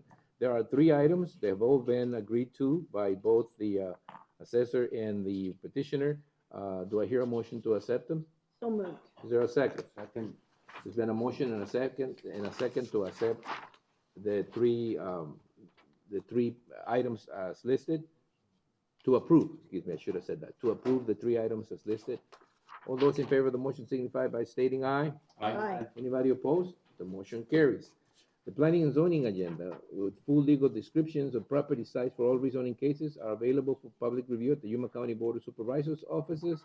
This is a reversion hearing, which in accordance with section 404.01I or L, I guess, 7 of the Yuma County zoning ordinance, the board will conduct a hearing to grant an extension of time to comply with the schedule for development, determine compliance with the schedule for development, or cause the property to revert to its former zoning classification in the following cases. Case number 1, Development Service Planning and Zoning Division, rezoning case 07-26, in accordance with the Yuma County zoning ordinance. Action to grant an extension of time to comply with the schedule for development or cause the property to revert to its former low-density residential 6,000 square feet minimum, which is an R16 zoning classification for a portion of assessor's parcel number 198-18-008 located in the southwest corner of Fortuna Road and 40th Street, Yuma, Arizona. Thank you, Mr. Chairman. Fernando Villegas presenting the reversion case 0726. This is the 3rd reversion for this rezoning case. The rezoning case was approved by the Board of Supervisors on November 5th, 2007. And on July 1st, 2013, the board approved a 3-year extension. Later on October 17, 2016, the board approved a second 3-year extension to comply with the schedule for development. The subject property is still vacant. We're just gonna show you some slides showing the existing conditions of the property, area view. The schedule for development has not been, the applicant has not met the conditions. The traffic study, they haven't done any improvements on everything that was required as part of the rezoning case. Here we just have some pictures of the existing conditions, and staff recommending the board supervisor to revert the zoning to the original R16 zoning classification. This concludes the staff presentation and questions for staff. I'm going to open the public hearing portion of this. This is a public hearing, isn't it? Yes, it is. Okay. So I'm going to open that up, but before I do that, are there any questions from the staff? No? Is anybody here that representing the applicant, or in this particular case, the individuals representing this area? No? Then I'll close the public hearing and take it back to the board for their decision. I'll make a recommendation. We go with the revert the zoning back to the R16. R16. Yeah. To his original zoning, let's put it that way. Yes. Is there a second? Second. The motion and second to, in this particular case, rezoning number 707-26, that the zoning be reverted to its original zoning designation. Any more discussion? Yeah. Yeah? Yeah, I'm just curious as to why we generally Well, allow that. I guess it's because it's the third time. I guess. Reasonable income timing, what do you think? Yeah. Well, I think that if they were interested in an extension, they would have been here. That's Yeah, one of the that's reasons why we have the public What hearing. I was So hoping I he'd guess be here they to just ask what give his it up. intent was. Or at least write but a he's letter. not here. Or at least write a letter asking for an extension. I mean, we're giving an Well, we could extension. do that. Yeah. Chairman, I just want to let you know that the applicant sent a letter requesting an extension of 3 to 5 years. I think it's part of your packet. Yeah. Yeah. I Oh, missed that's it. right, sorry. Yeah. No, I would suppose they would be here more Well, than just the anything. reason that I asked, because that area is, what is, Is that 1/6 next? what is the lot on the east side? C2. It's C2 as well? No, the west portion of the property, it was zoned R16, and they requested rezoning to C2, commercial. Okay, and The, east of there? the east portion is commercial. That's the original zoning district. Oh, all of it. So we only reverting half of the property to R16. So the others remain C2. Yes. Yeah, that's plenty of commercial. Yeah, for me. And again, I think that if they're really interested, this is the third time, they were really interested, they would have shown up and asked for it. I mean, I know they asked for it in a letter. I should have, we should have said that. And really, in reality, it doesn't really impact it negative. I mean, in that particular case, I don't think it's outside the scope of what's around it. I mean, it's R16. It used to be R16. They have a parcel that's C2 in the corner there. So they just wanted to have a larger portion. Look, if they're gonna do that, just have them come back to us again and ask for if they have a bigger plan than what fits in that eastern portion, is that would be eastern? Yes. Yeah, if they have a bigger plan than that, then they can come to us and, I mean, we're not, I mean, I'm not reluctant to, give them the zoning they need, if they need it, when they need it. This has just been a long time. It's all desert south of there. Yeah. All right, well, there's a motion and second. I mean, the applicant isn't here, and we've discussed it. So all those in favor of the motion signify by stating aye. Aye. Anybody opposed? I'll vote no. Okay, so it's 4-1 decision. I voted aye, it just didn't sound it that way. All right, that takes care of the reversion hearings, and the next one is the event calendar and current events. We do have a work session following this meeting, so for that, when the meeting is technically done with the items for discussion, we'll reset the table. No, we're not going to reset the table? All right. Okay, then, the event calendar and current event, board members and county administrator will report and may discuss events attended or to be attended on behalf of the county, and may present a brief summary of current events and may update the schedule for future board of supervisors meeting as appropriate. No legal action will be taken. All right? So Supervisor Pencils, you have a minute. Okay, I'll do it fast. I attended a fairgrounds relocation meeting. I went to a Chambers transportation meeting. I went to the structural issues meeting for 197. I attended the Southwest Arizona Town Hall, Strong Families, Thriving Children. It was excellent. I attended the County Supervisors Legislative Conference from the 28th to the 30th. I attended the AWC Alumni Breakfast. I was on a conference call for the fairgrounds relocation. I met with a constituent on Sunday, and next week on Thursday is Russell's last meeting as president of CSA, so I will be attending that meeting as well. Oh, sigh of relief. Nah, he did a great job. He did. Did a great job. Yeah, I appreciate that. Supervisor McLeod? Okay, let's see. I'm having challenges. Yeah, well, you don't admit those very often, so. Okay, I attended the Ambulance Place 20th Anniversary Gala. Mr. Ed Smart spoke regarding the challenges he and his family faced when his daughter Elizabeth was kidnapped, and took 9 months to get her back. So and the weather was just wonderful. So it was a really, really nice evening. I attended the Quintet of Classical Music with the Mexican Consul Larios. I appreciated his invitation those 5 young people played some terrific music, and it was a really, really nice evening.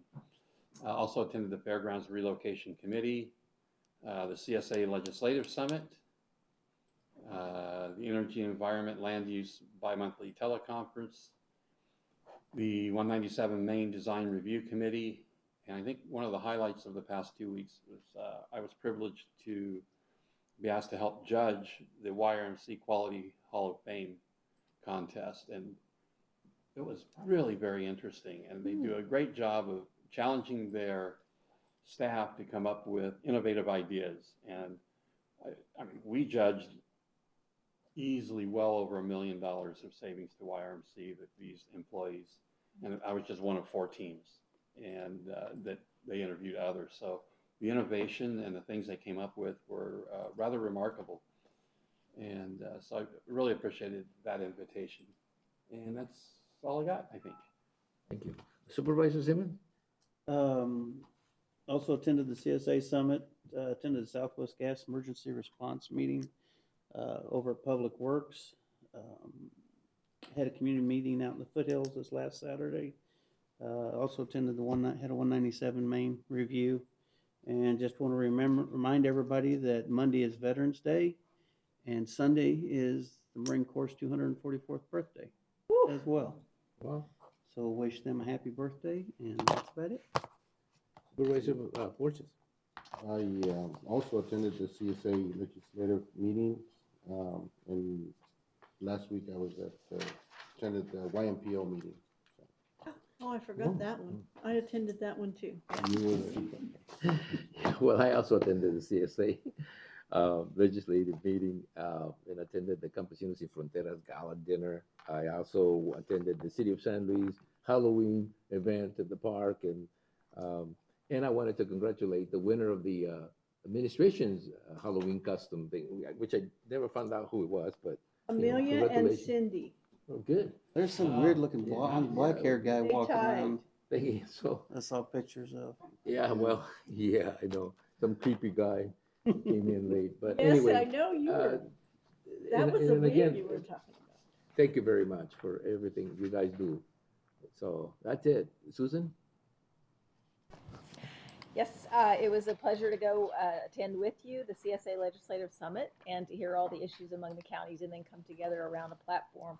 We'll get the formal documents as soon as CSA provides that to us, and we'll send that to you. We also provide it to the media. I attended the YMPO meeting, and it's very good to have Paul Ward back working part-time, and he'll in a few weeks get back to full-time after a brief illness. So we're glad to see him back up and around. And we do have another Fairgrounds relocation meeting this afternoon, which I'll be attending as well. All right, thank you very much. I'm going to have to leave. I have an 11 o'clock in San Luis, but I leave you in the capable hands of the vice chairman, who, just happens to be the chairman of the CSA, so he can do this. And again, the next item in the agenda is the work session, which is a report on the presentation from Lucom Salon Corporation regarding potential solar covered parking for various county facilities, options for implementation, analysis of financial costs and solar savings. Mr. Hillen. Supervisor McLeod, members of the board, Dave Hillen, Director of Facility Management. All the way back in 2017, we started to discuss the idea of implementing a solar program here in Yuma County. We were approached by a couple of different firms, and working with Paul Melcher, actually, we talked to a number through the idea of pursuing one of these firms through a cooperative purchasing contract. Through that process, we identified a number of sites that we thought would make good sites for potentially housing a solar structure. We decided, however, it would be in the county's best interest to take a step back and issue a request for qualifications, open up the door, and invite additional firms to participate. We issued that RFQ in April of this year. Responses were due back in May. We had 5 firms that met the requirements in their submittals. We formed a committee together. The committee consisted of myself, Paul Melcher, Steve Mendoza from Yuma County, as well as Clint Harrington. You met earlier, you saw him earlier today. He previously owned a company, Mac Electric, and through that company he constructed a number of solar sites around Yuma County. And as well as Jose, I'm going to mangle his last name, but Elizaras, who is an electrical engineer here in town, and I actually worked with him for a period of time back when AWC was constructing their solar facility, so he had experience in that area as well. The five of us reviewed the submittals and narrowed the list down to 3 firms. We invited them in for interviews in June and made our final selection. And through that selection process, Solon USA, Solon, I don't know your formal firm name, LLC, I think it is, we came out the highest scoring firm, and we started discussing finer details with them of what this program might look like. So with that, I'll turn it over to Luke Alm with Solon, who's going to come and walk us through the sites that we've been looking at for solar. These are primarily carport structures, meaning that they provide shaded parking, although we are still considering 1 or possibly even 2 potential rooftop sites as well. And more importantly, he'll walk through all the financial parts of that and how that looks.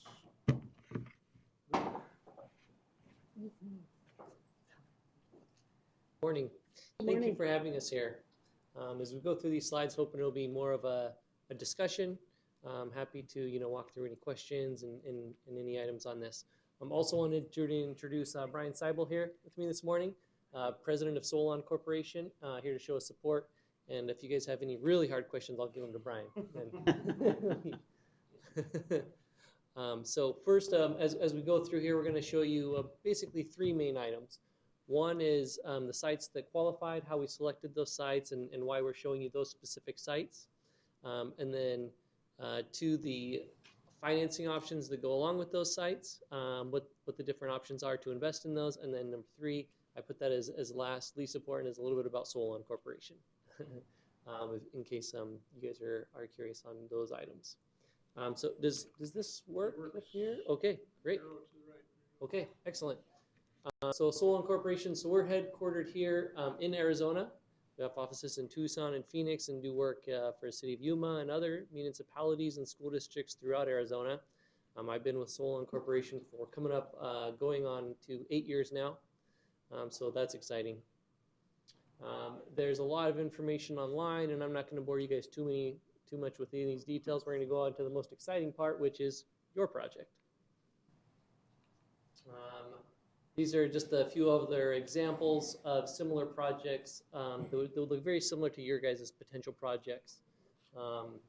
Community college, we do work directly for the utilities, APS, Tucson Electric Power, Pima County, and other city of Yuma, I mentioned them, and other municipalities. So basically, when we looked at the Yuma County solar analysis, basically what we do is we start out and we look at every single meter throughout the county, and there's a lot. Everything from street lights to small buildings to large buildings to you name it, everything that has an electric meter. And what we do is we look at, say, okay, is there space available at those sites? Can you actually fit solar on there? If it's like a street light or something, that could be hard, right? So is there space available? And then we look, okay, is it on a solar-friendly utility rate plan? So not all meters, even if there's space available, would be a good candidate for solar, just because there may not be a good amount of either savings or it's on not a utility-friendly rate plan to solar. The other thing we look at are shade benefits and asset protection. So on multiple sites, often municipalities will do solar covered parking or shade structures at different facilities. Even if there's not a good amount of savings, just because it's great to have those savings. Like, for example, we do work at fire departments. And we're working on some of those projects just because, you have a $1.3 million truck and it's getting burnt out in the sun. It makes a lot of sense to cover it. So that's applicable to, like facilities management sites and different sites that have a good amount of assets to protect out there. I would also include employee cars in that and other things. And when you go out and you put your hand on the steering wheel in the summer, that shade becomes priceless on those things. And then of course savings. Usually, the municipalities, even though you guys always definitely have the option to put solar at every single meter, usually we narrow it down to a list of like what we consider like a phase 1. Hey, these are the best sites for savings, and then like a phase 2 that could always be considered later on, if there were different goals to put solar on, such as green initiatives or anything like that. But usually, municipalities, they want to look at the highest saving sites. So out of all of the Yuma County sites, 11 qualified sites, and as David mentioned, the final sites may vary a little bit depending on the roof analysis and a couple of the sites that we're going to show you where we have solar on the roof. Any questions on how the meters get selected? No, that's good. All right, great. So I'm going to go through these sites quickly so you guys can get a rough idea of what the sites will look like. These are close to final. We've even pulled title reports and looked at easements. So this is pretty close to what they'll look like. Of course, there's always a little bit of final engineering. And these can be tweaked, and of course, they're always open to your suggestions. Why isn't that other section covered? Why aren't the other sections covered? So these sections right here? Yes. Yeah, great question. So when we do the analysis, part of it is, okay, how much electricity does this building use? And how many, okay. Great, all right. Stay in the leash area here. And we want to appropriate size the solar for how much electricity the building needs. Okay. So we don't want to build too much solar. Like we could cover the rest of the spots, but it would produce more electricity than the building uses. And we couldn't sell that back to APS? You wouldn't. You can. The benefit's not there. But it's not a good You wouldn't deal. get enough money. Okay. Yeah. APS, if you generate more electricity than you need, they give you a very small per kilowatt hour incentive for it. So. Okay, thank you. Yeah. Main library here. That would be wonderful. We get a lot of positive public feedback on our library projects. Everything from we get letters from families. On the last one, it said thank you Solon Corporation and Pima County for our library project. The shaded parking is wonderful, and the little kids drew a sun on it. And Question for you.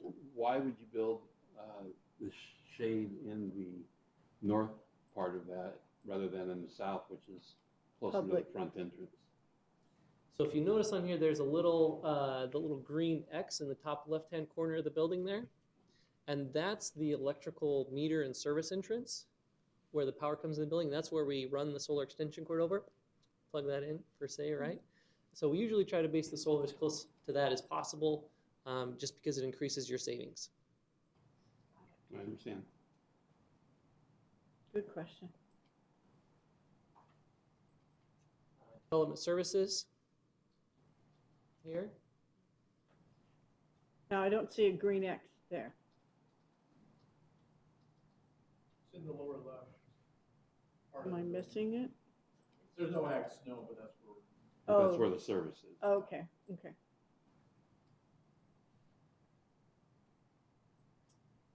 Foothills Library here. Mm-hmm. You'll notice there's a couple of different options that's pending.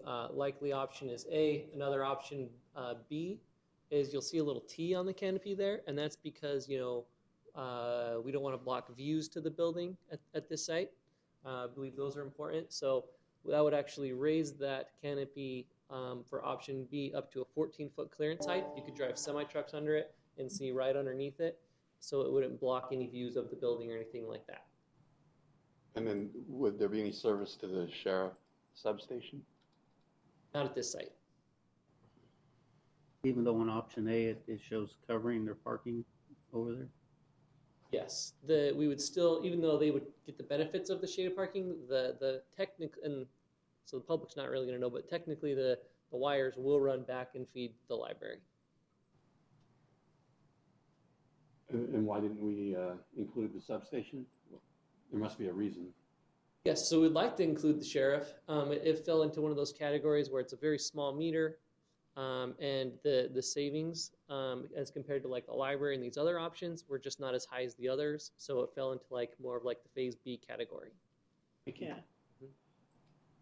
Yeah, so a very, very likely site that could be included in the next phase of projects that you guys do.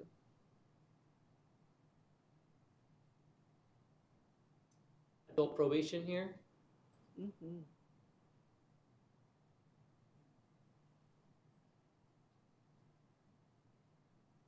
This is juvenile justice.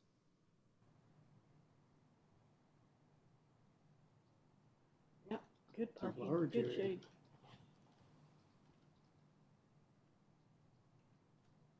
The public health services.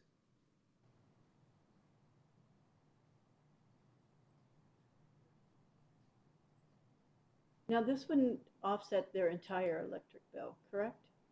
Not 100%. No, it'd be roughly, depending on the layout, anywhere between 60 to 90% of the electricity needs. Thank you.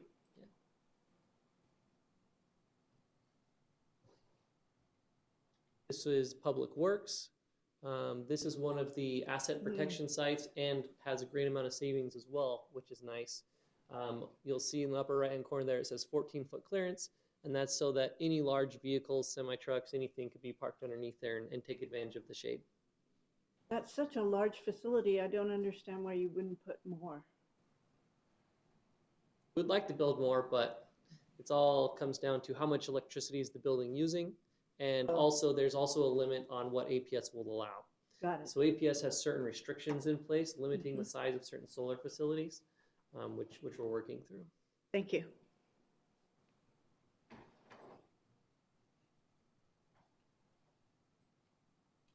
GL Annex, this is one of the, what we'll call sites still in discussion.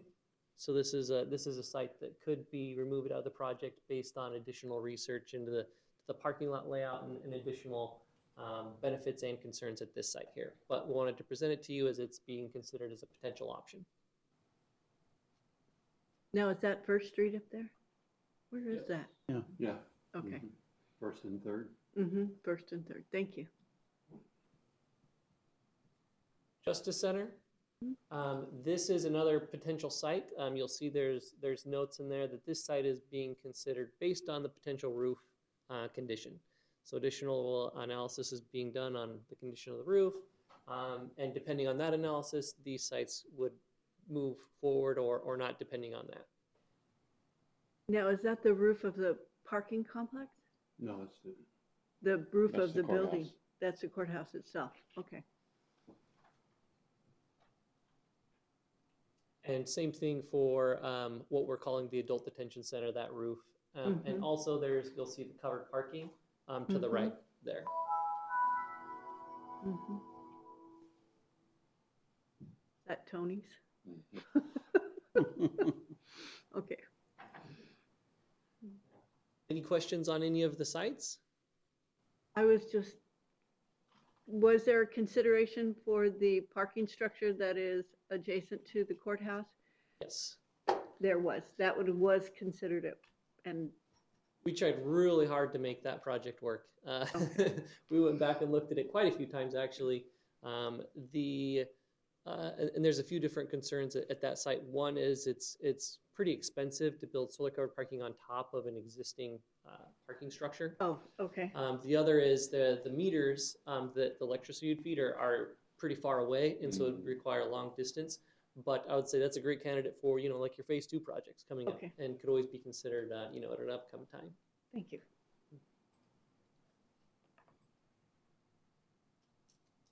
All right, so we'll move on to finance options. So there's a few different ways to finance the solar and how people want to maximize their savings. Well, I'll go give you guys a brief summary of these, and then we'll talk through the details of each individual one. So the first one here is a purchase. Basically, that's where you obtain a loan, and that would go on the balance sheet. Basically, a purchase, a loan, and a lease likely would go on your guys' balance sheet. But the savings are significantly higher with that type of structure. I'm biased towards the first one, the purchase options, just because it gives you the most amount of savings. However, you guys can decide to finance these however you're most comfortable. The most important part here to look at is the two different loan purchase options here in the beginning. Year one savings would be to keep we put that option in there to keep the entire project cash flow positive. So with the first option, in the very first year, above all expenses, after all expenses are paid, there'd be a savings of $15,300 and a total savings of about $3.6 million over the term. Which is? 25 years. The solar panels come with 25-year warranties. They're very durable. And the converters? Inverters have 10-year warranties, standard, optional 15 and 20-year warranties. This scenario here actually includes us modeling replacing every single inverter within the term. So yeah, so at the end of the term, you'd actually have all new inverters replaced. So it includes all your operations and maintenance and all of those expenses that will be coming up. So that's included in the savings figure, this total replacement? Correct. Mm-hmm. And degradation over that time? The panels degrade at 0.5% each year. So even after 20 or 25 years, the panels are still going to be producing a great amount of power, probably right around 80% of what they were originally designed to produce. Is that factored in as well? That is factored in here as well, yeah, that they produce a little bit less power each year. We try to make our savings analysis as conservative as possible. We're usually back in working with the administration every year doing a savings analysis. Hey, here's what was projected to save. Here's how much you actually saved. And we always want it to, have good news. Hey, you guys saved a little bit more than we projected even. And is there any kind of guarantee of projection? Yes. There is? Mm-hmm. Okay. Wow. Have you done this before? No. Good questions. All my questions are good. The second option there has a little bit higher term savings, so the total savings of $3.8 million. And the first year, the investment would be about $32,000. The term savings are a little bit higher just because you're paying off more of the loan interest up front on that. There's also a lease, and this includes an optional year 7 purchase. For the lease and what I'm going to talk about, a solar services agreement, I'll talk more about that. A lease is exactly that. It's just a lease. It's a fixed payment. And you can purchase that in basically any year. Any year is optional. We show a year 7 as an example of here's what the savings would look like if it was purchased in year 7. But you're not committing yourself to anything. Maybe you decide, hey, we want to go with the lease because we don't want to, obtain a loan. And maybe we decide, hey, we want to purchase it in year 9, or we want to purchase it in year 10, or never purchase it. We always recommend year 7 because that's the highest savings. A solar services agreement, the last option we'll talk about is where the county would pay per kilowatt hour for the solar power that's produced, and only per kilowatt hour. So there's no, with all of these options, there's no upfront cost. So $0 out of pocket. It's all entirely financed in a loan or per kilowatt hour over the term of the agreement. That option has the lowest amount of savings, so I always put that one at the very end. Yeah, so we'll go into more details on these, and if you guys have questions, we can probably discuss it there. So this is the purchase option where we maintain positive cash flow throughout the term of the project to maximize savings there. 1.5 escalator. Explain that to me, please. That's where we assume that the loan payment goes up at approximately 1.5% each year. For the entire 25 years. So this assumes, on the next slide here, we put more assumptions. This assumes a 20-year loan at 2% interest rate. And with the Fed just decreasing interest rates, we're hoping that we can even get a lower interest rate if we were able to move quickly and take advantage of that. And the savings would be even higher than this. Okay. Yeah, so this assumes a 20-year loan. And the loan, is that through Salon? Unfortunately, we're not a bank. We go out to bond. Yeah, well, we have a variety of financial partners, and what we do basically is there's usually anywhere from 4 to 8 entities that are interested in financing the project, from Bank of America to US Bank to local credit unions or existing relationships that the county has. And we usually put it out to bid to those entities and say who will give us back the best interest rate, and that's who we use. Bill. Yes. Great. Oh, I'm sorry. Yeah. I'm sorry, Russell. Also, Yuma County, we have our own financial advisor, and that's another option, another venue that we can go through. We can do the same thing like we've been doing the past 2 or 3 years, where we go out, we do a bid, we can get money, very competitive rates that we like Luke explained right now. So either them can provide the financing agency, or we can go out ourselves and do it ourselves. And then another important question for you. Would this have any negative impact on what we just discussed earlier with our building? It would be in addition to whatever that might cost. I know, but does that change the rate we might get to finance a building project should we choose to do that? What it will because we're do, incurring debt. based on my experience, what it would do, it would change how we structure the debt itself when we go out to borrow more money. It's a difference to go out and ask for $2 million or go ask for $7 or go ask for $17 million. So it would be just the financing type that we do. We most likely will go and do general obligation bonds if it is a large amount. If it is something small, we can do a bank qualify, which is a direct placement where we get the best interest and the cost is not as high. And that's what we're talking about doing with this project? Or you're going to explore that, I guess? So I guess right now it's an exploratory phase. Okay. We will look into that option as well. I just don't want to negatively impact the other Yeah, I know. project. If I might say, right now, Yuma County, we're in good financial condition, and I think we don't have any outstanding general obligation other than the library district, and that is the library district. So this would be a Yuma County general obligation bond. Thank you, Gil. Mr. Rocha? Yes. Just a comment, I mean, and for me, I wouldn't want the county to purchase any solar, either lease.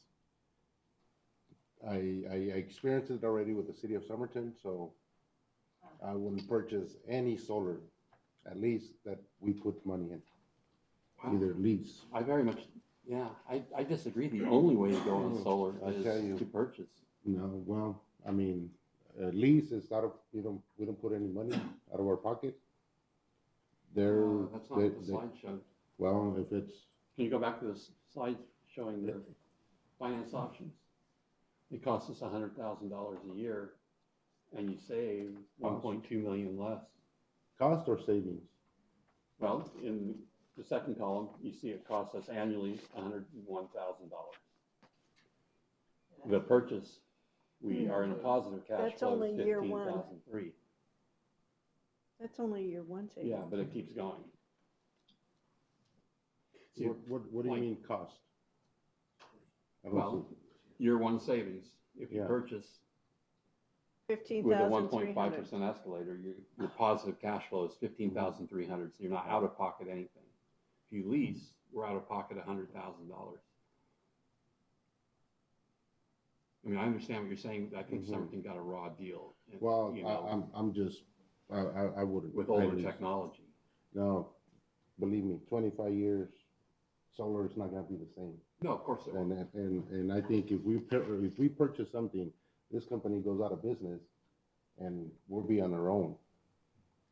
True. And so I've experienced it. So I mean, at least I'm just saying I won't put the county in that situation, that position to purchase something that, especially solar. There's other companies out there that would lease without any money that the county has to put up at the beginning. Savings it'll probably be, you look at that savings, but like it has to be. I mean, obviously, purchasing you're gonna save a lot more, but honestly, it's not worth it. Well, I completely can understand your position. I understand. Your experience has been that they got burned, and I understand that. in general, when I've investigated solar, the only way to go is to purchase. Of course, I'm talking residential. If it's helpful, I can give you some. Well, you're right. As long as they're in business, now your price. I asked about the guarantee, right, of these numbers. Sorry to ask you this question, but what if the company goes out of business? What if it ceases to exist? How does that guarantee work? I assume the guarantee is gone at that point, right? So this deal is structured differently than the City of Somerton's deal. So when they purchased their solar, they went with experimental technology from a company based out of California. It was a very interesting, unproven technology. It's called dual axis tracker technology. It's based on a whole bunch of mechanical motors and gears that move the solar panels to constantly face the sun.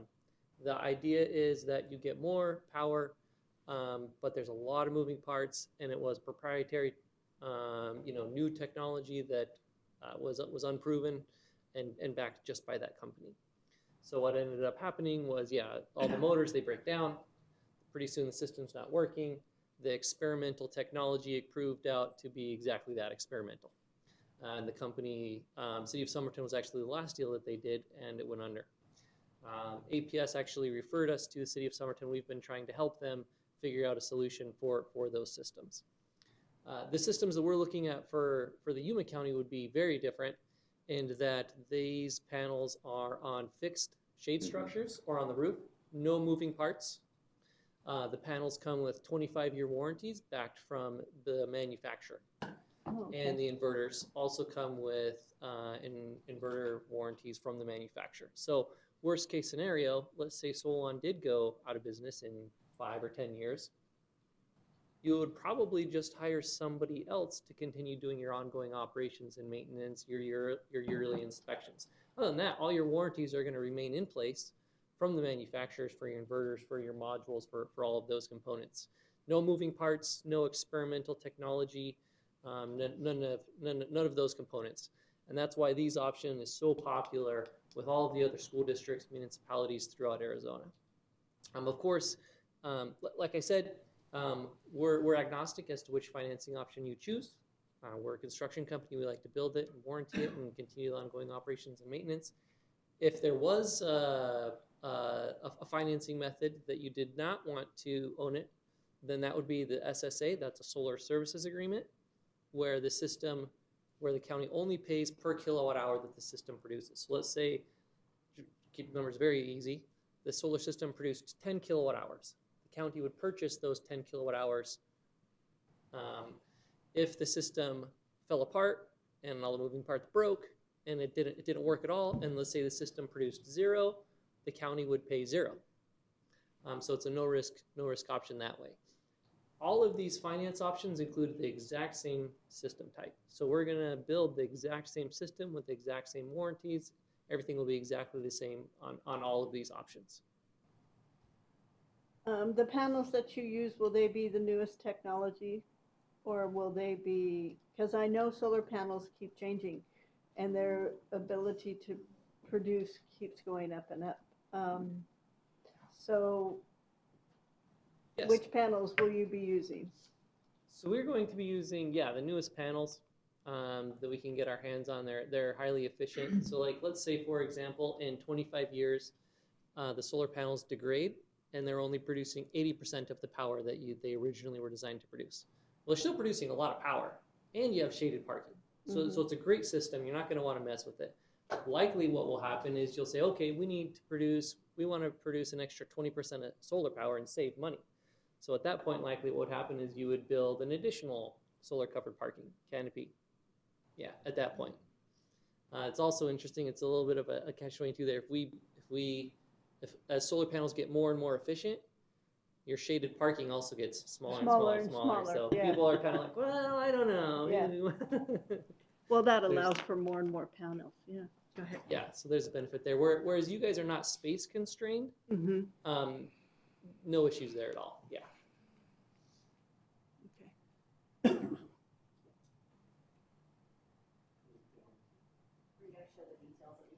Yes. So on this option here, where the cash flow remains positive the whole time, it's an attractive option, right? Because $0 out of pocket, there's only savings, which could probably contribute to the 197 South Main Street project, right? That'd be a benefit. So in this option, $15,300 of savings, and a total of $3.6 million in term savings there. Now this is the same type of loan structure where the payment would just be fixed over the 20 years, right? So it'd be exactly the same as it is in year 1 through year 20. And then that option, total savings in year 1 would be $34,000. I'm sorry, year 1 savings would be. You don't save until year 6.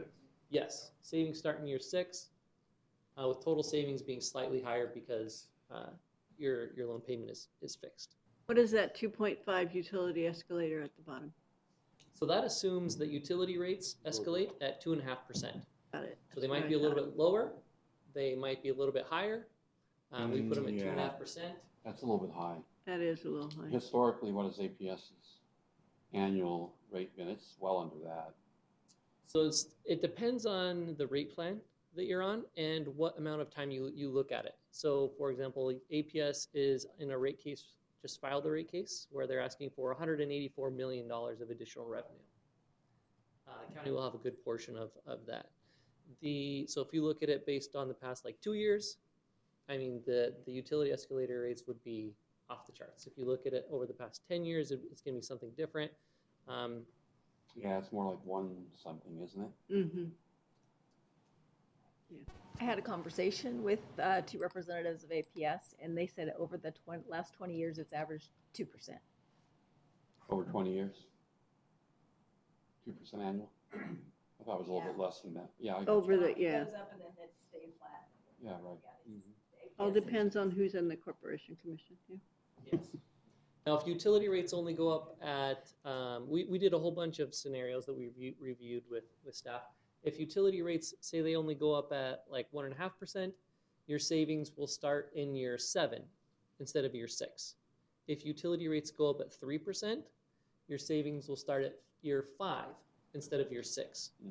So it's not going to make a real big difference, as you know, if we assume they go up at 1.5 or 2.5 or 3, it doesn't actually make that big of a difference on the overall savings.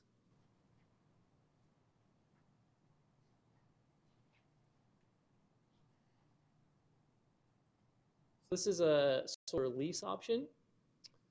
This is an option that will avoid utility sales tax.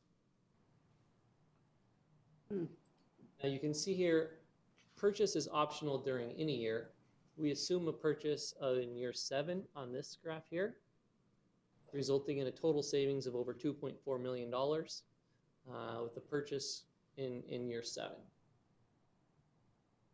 More common option if you didn't want to go with just an initial loan to save money, the more common option would be the solar services agreement. That's on the next slide here, where the county only pays per kilowatt hour that the solar system generates. This definitely does not go on your balance sheet. Stays off there. Year 7 purchase amount is $5.2 million. That is optional during any year. It's the same purchase price for the lease or the SSA. There's a difference in savings because the SSA has utility sales tax on there, so that lowers your savings that way. So that's the details on all of these. So you can kind of see on the summary here. You know, if you don't want it to go on the balance sheet at all, the lowest risk option would be the SSA. We're going to build the same solar system either way with the same inverter and module warranties. So that's why we always recommend, the purchase option, but it's up to you guys, whichever you guys feel is the best. Questions on any of these? Yeah, how does your performance guarantee work? Then you analyze at the end of the year, and if there's a discrepancy, what happens? If we spent $10,000 and didn't save 15, what happens? So it depends on the financing mechanism that we use. For example, if it's a solar services agreement, we actually put a production guarantee in there. So what that means is every year at the end of the year, we look and we say, okay, we guaranteed that the system was going to produce 100 kilowatt hours. Then the year we come back and we say, okay, great, it produced over 100, saved more money. If it produced under 100 kilowatt hours, then we have to make up the lost savings to the county. And on a purchase? And on a purchase, we put workmanship warranties in there. And there's also,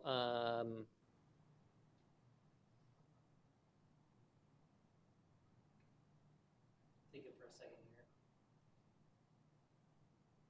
We're basically on our own.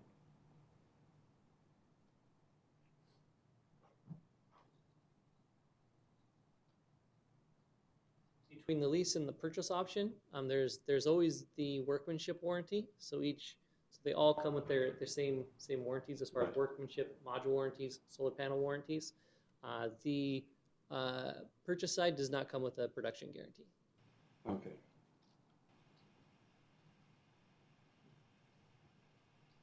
So if it doesn't produce what it has to produce.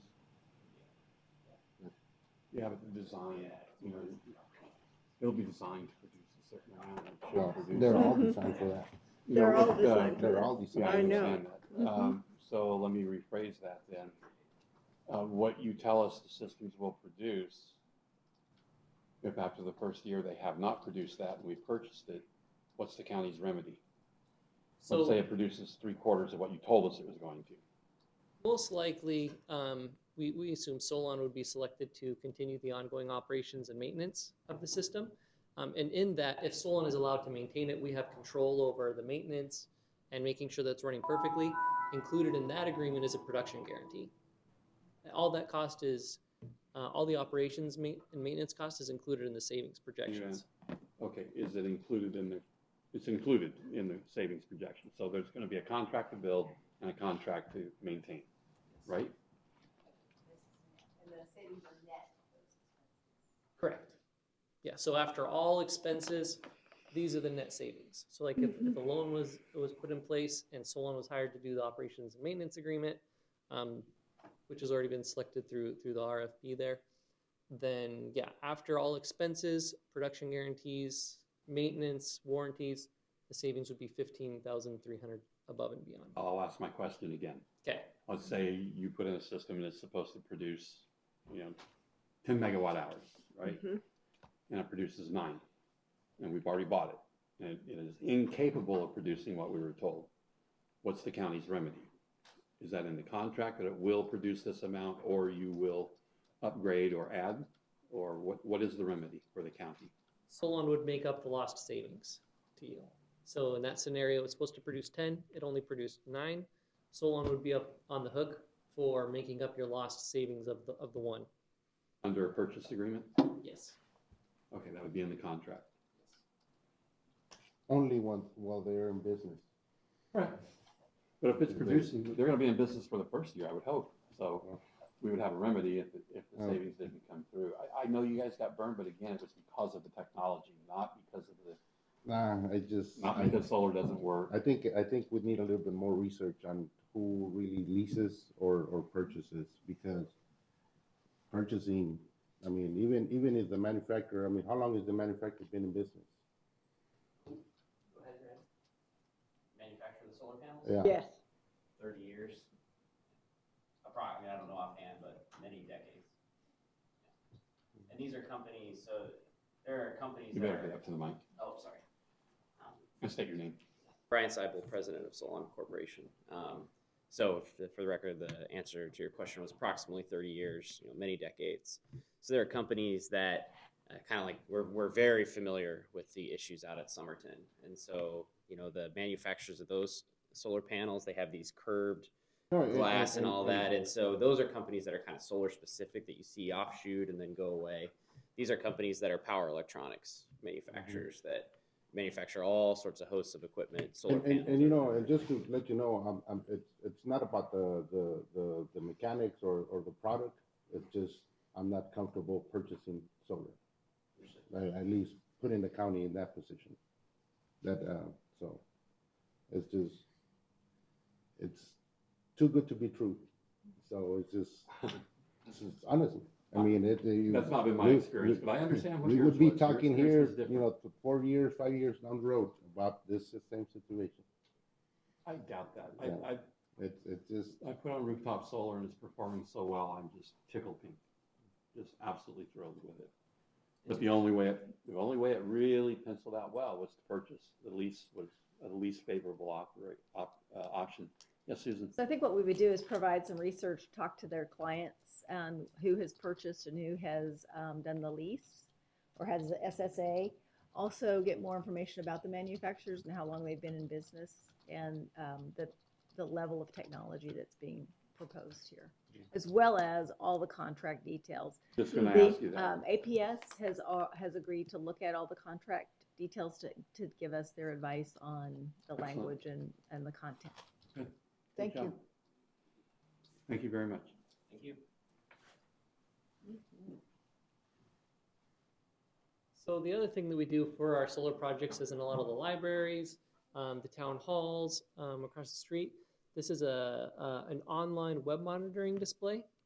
So basically, anywhere you have access to the internet, you'll be able to pull up and see in real time exactly, here's what the solar is producing, here's what it should be producing. You can put fun statistics, news on the side. These are interactive, so you can show a day, a week, a month. We get a lot of good feedback from people putting these displays in libraries or anywhere really, that the people like to see where the savings are and how much the solar is producing. Okay, that's at Mountain View High School right now? Yeah, so this is a real world example of a project we built for Mountain View High School. And this is what their dashboard looks like.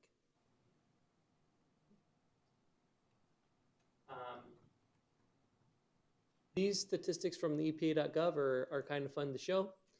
You can show on here that like if you look for CO2 emissions, you can see on here that this project would be worth 3.6 million pounds of coal burned.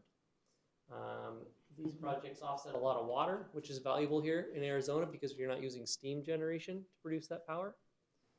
The other thing is they're worth a lot of trees. So you can see down at the bottom three, the trees there.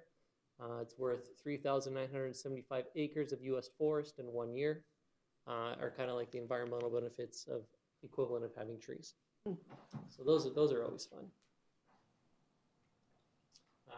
And that's it. Any other questions on the solar project there? Sounds like we have some additional research and to-do list. John made his notes of production guarantees, right? That we'll be seeing in the contracts.